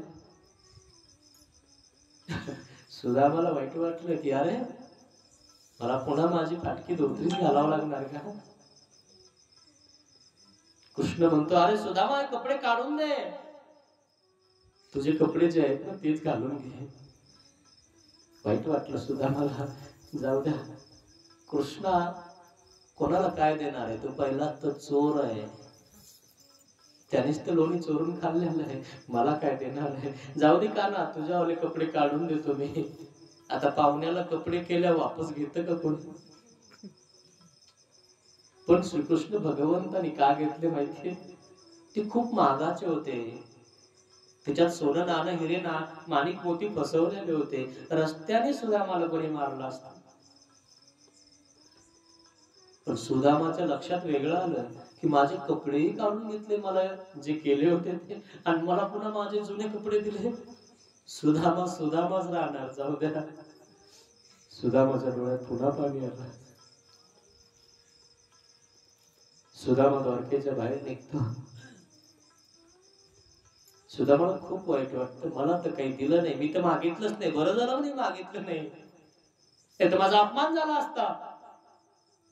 जे त्याच्या मनाने दिलं ते पण काढून घेतलं त्याने, कपडे पण काढून घेतले, काही ठेवलं नाही. सुदामा निघाला परत. जाऊ द्या, कोण देतं आपल्याला, कोण कोणाचं देत असतं का? किती आपल्या घरातून निघालं तर आपण फुकट कोणाला देतो का मित्रांनो? नाही देत, कोणाला देत नाही. सुदामा म्हणतो जाऊ द्या. सुदामा निघतो, पायी निघतो, खूप दुःख करतो, खूप रडतो. सुदामाचं घर जवळ येतं मित्रांनो. सुदामातल्या गावातल्या सगळे लोकांचे घर सुदामाच्या घरासारखे झाले होते. का? की सुदामाने त्या गावामध्ये भिक्षा केली होती, त्या गावामध्ये माधुकरी मागून तो खात होता, आणि म्हणून आधी सगळ्यांचे घर तसे करा, मग माझं घर करा. सगळ्या गावातले लोक एकत्रित जमले आणि सुदामाला शिवावर नेण्यासाठी आले. बँड बाजा वगैरे वाजत गाजत त्या ठिकाणी पोहोचले, आणि सुदामा पायी पायी येत होता, ते फाटके कपडे घालून येत होता, आणि बघितलं अरे म्हणे वाजा गाजा कशाचा आहे? म्हणे कोणतं गाव आहे? म्हणे सुदाम नगरी आहे. सुदाम नगरी कोणाची? हे तुमचीच तर आहे. आणि माझी? आणि कसं काय? म्हणे तुम्ही श्रीकृष्ण महाराजाकडे गेले होते ना? हो. मग त्यांनी दिली का? अहो तो काय देणार आहे? माझे कपडे काढून घेतले त्यांनी. नाही नाही, त्यांनी कपडे काढून घेतले नाही तुमचे, तुम्हाला सगळं काही दिलेलं आहे त्यांनी. मोदलामध्ये तुम्हाला सोन्याची नगरी करून दिली. विश्वकर्मा श्रीकृष्ण भगवंताने पाठवला आणि श्रीकृष्ण महाराजांचा महलासारखा महल तुमचा आहे आणि बाकी सगळ्या गावकऱ्यांचेही महल तयार केलेले आहेत, त्यांचेही घर बांधून दिलेले आहे. त्यावेळेस सुदामा धन्य धन्य म्हणून हात सोडतो. महाराज, की तुमच्याविषयी मनामध्ये काय काय विचार केले, की मला तुम्ही काय देणार आहात? माझे कपडे काढून घेतले, मी तुमच्यासोबत मनामध्ये वाईट झालो, पण तुम्ही माझ्या मनाच्याही खूप काही देऊन दिलं. हा सुदामा श्रीकृष्ण महाराजांचा मित्र आहे. सुदामाने श्रीकृष्ण भगवंताला भक्तीनं बांधलं होतं आणि म्हणून यशोदा माता ती दोरी आणते, श्रीकृष्ण भगवंताला बांधते. तो बांधल्या जात नाही, तो भक्तीनं बांधल्या जातो. पण यशोदा माता म्हणते तुला मला बांधायचंय, मग मी कसं बांधू? मी बांधल्या जात नाही, मी भक्तीनं बांधल्या जातो. मी बंधन सोडणार आहे, मी बंधनात फसणार नाहीये. तुम्ही सगळे बंधनात नसलेले मित्रांनो, आणि बंधन सोडण्यासाठी त्या श्रीकृष्ण भगवंताने अवतार धारण केलेला आहे. कर्मानुबंधीनी मनुष्य लोके, प्रत्येक माणूस कर्माने बांधलेला आहे मित्रांनो. आणि या कर्मात सोडण्यासाठी हे जे तुमच्या कानावर जे शब्द पडत आहेत, हे ज्ञानामृत जे पडत आहे ना, ही तुम्हाला बाहेर काढण्यासाठी पडत आहे. म्हणून मी तुम्हाला सांगितलं, तुमच्या गावाचा नावाचा अर्थ केला, ढकलून द्या प्रपंचाला बाजूला आणि फळ म्हणजे मोक्ष फळ प्राप्त करा. बाजूला सरकाया प्रपंचाला, त्या श्रीकृष्ण भगवंताचं नामस्मरण करा, चिंतन करा. आईनं दोरी घेतली म्हणे, अरे बांध ना, तू बांध म्हणे स्वतःला. तेव्हा श्रीकृष्ण भगवंताने बांधून घेतलं, उखळाला बांधलं. उखळाला बांधल्यानंतर श्रीकृष्ण भगवंत त्या ठिकाणी खेळायला लागले उखळासोबत. त्या ठिकाणी सुद्धा 2 जीवाचा उद्धार केला श्रीकृष्ण महाराजांनी. खेळत होते त्या उखळाला बांधल्यानंतर असं फिरवत होते, फिरवलं ओढलं 2 झाडाच्या मध्यभागी अडकलं ते उखळ. आता श्रीकृष्ण भगवंताला वाटलं हे कसं निघणे. आता श्रीकृष्ण भगवंत म्हणजे काय लीळा आहे. देव थोडेसे कसे वाकल्यानंतर ते कमराला बांधलेलं होतं ना, मग ओढल्यानंतर जोरात ओढलं, पण ते दोन्ही झाडाच्या मधात अडकलं उखळ. मग म्हणजे अजून जोरात ओढू, पण ते झाड मोठाले होते. मग जोरात ओढलं, दोन्ही झाड पडले देवाच्या. इकडनं एक पडलं, मधामध्ये श्रीकृष्ण महाराज आहे. गवळणी वगैरे सगळ्या गावातल्या गोकुळातल्या जमा झाल्या. म्हणजे काय झालं म्हणजे श्रीकृष्ण भगवंताला बांधलं होतं ना, श्रीकृष्ण भगवंताच्या अंगावर झाडं पडले म्हणे. बस सगळे जमा झाल्या, गेल्या जवळ गेल्या, त्या ठिकाणी घेतलं. म्हणजे काय झालं आमच्या कानाला, काय झालं, काही झालं तर नाही ना. म्हणजे कोणी बांधलं म्हणजे यशोदेने बांधलं. म्हणजे का बांधलं? म्हणजे हा दही दूध लोणी चोरतो ना म्हणून बांधलं. आणि काही झालं असतं तर गवळणीचा सुद्धा त्या श्रीकृष्ण भगवंतामध्ये इतका जीव होता ना, की गवळणी आधी श्रीकृष्ण भगवंताला सोडायला आल्या, बघायला आल्या. तारणहार आहे तो, पालनहार आहे मित्रांनो. तो बांधल्या जात नाही, तो बांधलेल्या जीवांना सोडतो. म्हणून दृष्टांत सांगितला आमच्या देवाने, सर्वत्र श्री चक्रधर स्वामींनी, बांधली गाईचा. आणि तो सांगितला कुठं माहितीये? तुमच्याच गावात सांगितला, तो माणिकधनला सांगितला. बांधले गाईचा दृष्टांत सांगितला. आणि म्हणून मी तुम्हाला सांगितलं, ढाके फळ म्हणजे ढकल बाजूला प्रपंचाला आणि फळ प्राप्त कर मोक्षाचं. हे सांगण्यासाठी त्या ठिकाणी देवाला हा मनोधर्म आहे तुमचा. तो बांधली गाईचा दृष्टांत सांगितला. नाथोबा देवाच्या सोबत होता, बाईसा होती आणि देव होते. आणि मग तो नाथोबा बाईसा जवळ यायचा आणि बाईसाला म्हणायचा, बाई घ्या पोते मी जाईन. बाईसा म्हणायच्या, अरे थांब ना, देवासोबत कोणी नाहीये, देव एकले आहेत. नाही, थोडस चालायचा, चालल्यानंतर पुढे जायचा, बाई घ्या पोते मी जाईन. अरे थांब ना रे बाबा, नको जाऊ, देव एकले आहेत, का जातो घरी. नाही बाई घ्या पोते मी जाईन. हा बांधले गाईचा दृष्टांत माणिकांनी या ठिकाणी निरूपण केला. लय भाग्यवान लोक आहेत मित्रांनो तुम्ही. काय इतके भाग्यवान आहात की जी बांधलेली गाय आहे ना ती पुन्हा बांधल्या जाते. म्हणून देवाने सोडल्यानंतर पुन्हा बंधनात पडू नका मित्रांनो.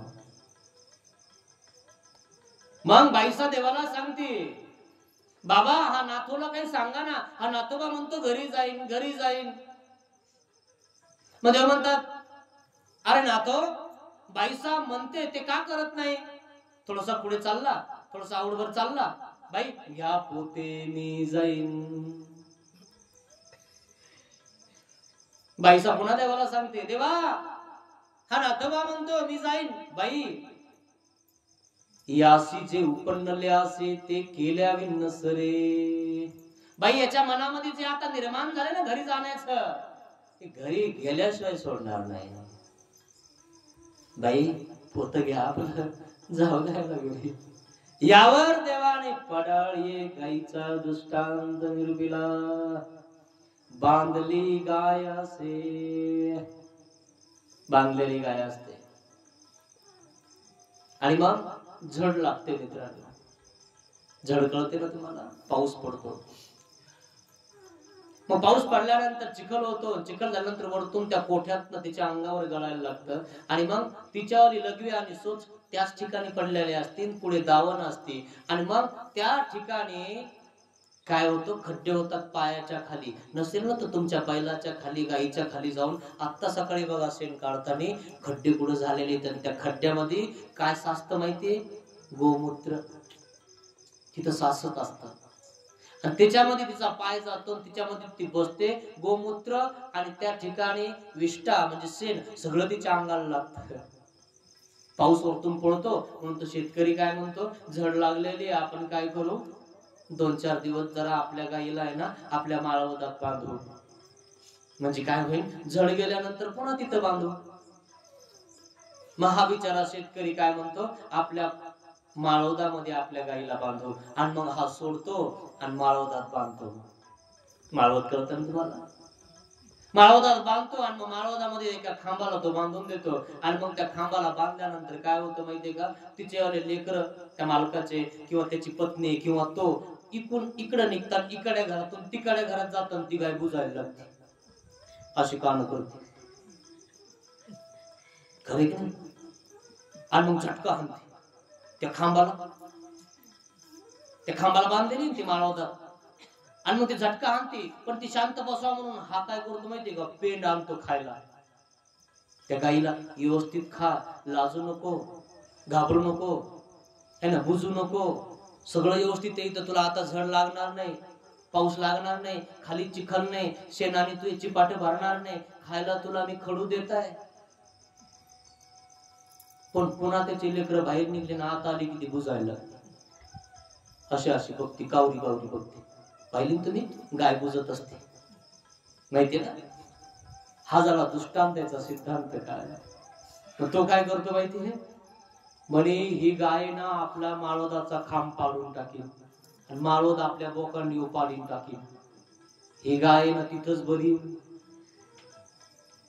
हा दृष्टांत, याचा सिद्धांत काय आहे. तस परमार्गामध्ये नाथोबा सारखे अजूनही काही सद्भक्त आहेत. मार्गामध्ये काही कमी आहे, सगळं व्यवस्थित आहे, पण ते काय म्हणते, बाई घ्या पोते मी जाईन. इथं खडू खायलाय, पेंड खायलाय, खरंय की नाही. पण हे काय म्हणतो, बाई घ्या पोते मी जाईन. ते बुजायला लागतं, मै पाहुणे मै रावणे काय म्हणतील. है ना. मी दीक्षा घेतली तर काय काय बोलतील, बुजायला लागतं, लाजायला लागतं, कावर बावर बघायला लागतं. कोणी आलं का मग तिकडं तिकडं पळतं. नाही मला नाही घ्यायची म्हणजे दीक्षा, सहज म्हणले म्हणजे. खरं नाही, कशी कावर बावर बघायला लागतं. हा दृष्टांत तुमच्या इथं सांगितलेला मित्रांनो देवाने. खरे की नाही. मग बुजू नका, लाजू नका. पुन्हा त्याच्यातच येऊन बांधल्या जातात. त्याच दावणीत पुन्हा चिपाट शेणाने भरलेले खावा लागतील. मग ही पुन्हा तिथंच जाते, लाजते ना, घाबरते ना, बुजते ना. मग हा सोडतो आणि तिथंच बांधतो त्या दावणीत. मग दावणीमध्ये जाते, दावणीमध्ये शेणाचे पाय भरलेले, कदाचित ती दावणीत ही घाण करून देते, है ना. गोमूत्र ही त्या ठिकाणी पडून जातात आणि मग त्याच दावणीमध्ये पुन्हा खायला लागते. ते शेणाने भरलेले चिपाट खायला लागते. खाली किविया पाय कोरीते, त्या खड्ड्यामध्ये आळ्या झालेल्या आहेत आणि झड लागलेली आहे. त्या आळ्या तिच्या पायामध्ये घुसतात आणि तिला आसाडी लागून जाते. काय आसाडी लागून जाते आणि मागच्या पायामध्ये आळ्या होऊन जातात. मागचा पाय झटकवायला जाते तर मागे त्या ठिकाणी एक डीळ असते, कारण वर छप्पर आहे ना, छपराला टेकन दिलेली दुसरी डीळ आहे मागे. म्हणून बघा तुमच्या छपराला जिथं गाई गोरे बांधलेत ना, तिथं छपराच्या मागे एक डीळ असते आणि त्या गाईनं पाय झटकला, खाटकन दिशी डीळीला जाऊन लागतो. आधीच आसाडी, त्याच्यात पुन्हा डीळ, है ना. दुःखात दुःख प्राप्त होऊन जात. तरी तयान तुझी गे, पण तिथंच बरं वाटत. खरंय की नाही, तिथंच जातो. का म्हणून यावर आमच्या देवाने शुक्राचा दृष्टांत सांगितला.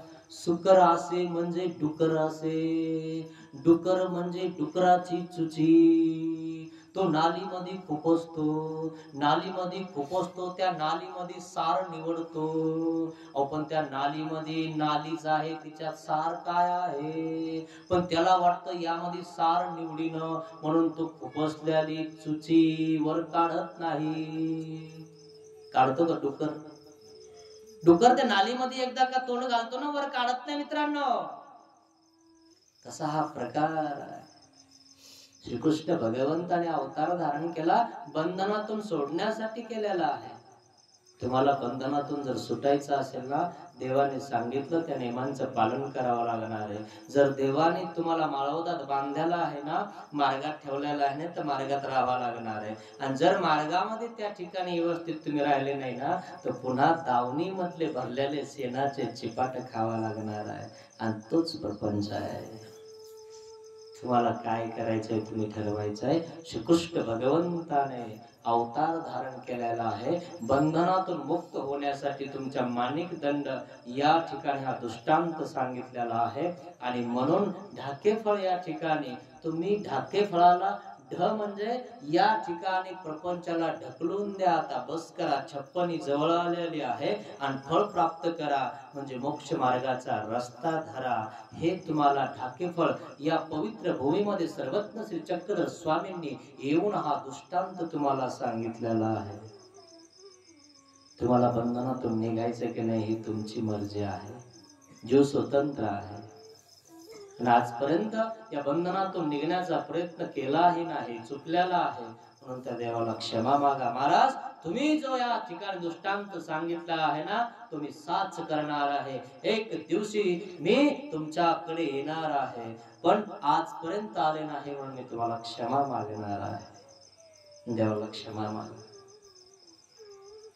पतित पावन दीन दयाळा, पतित पावन दीन दयाळा, दया करी रे स्वामी, रे स्वामी.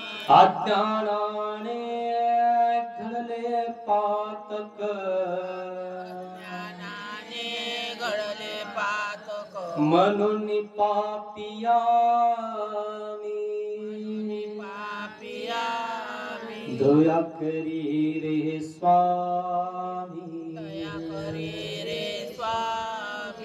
श्यामनाने पाप कल्पिले पाप कल्पिले हे मन तुला दिले मी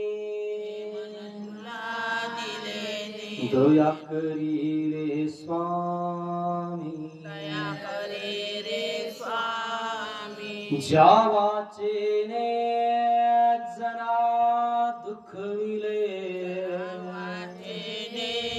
जरा दुखविले ही वाचा तुला दिली मी तुला दिले मी दया करी रे स्वामी दया करे रे स्वामी देहाने हा कर्म कराया कर्म कराया दास तुझा मी झालो झालो दया करी रे स्वामी दया करे रे स्वामी पतित पावन दीन दयाळ पतित पावन दीन दयाळ दया करी रे स्वामी दया करे रे स्वामी दया करी रे स्वामी दया करे रे स्वामी दया करी रे स्वामी दया करे रे स्वामी श्री गोपाल कृष्ण महाराज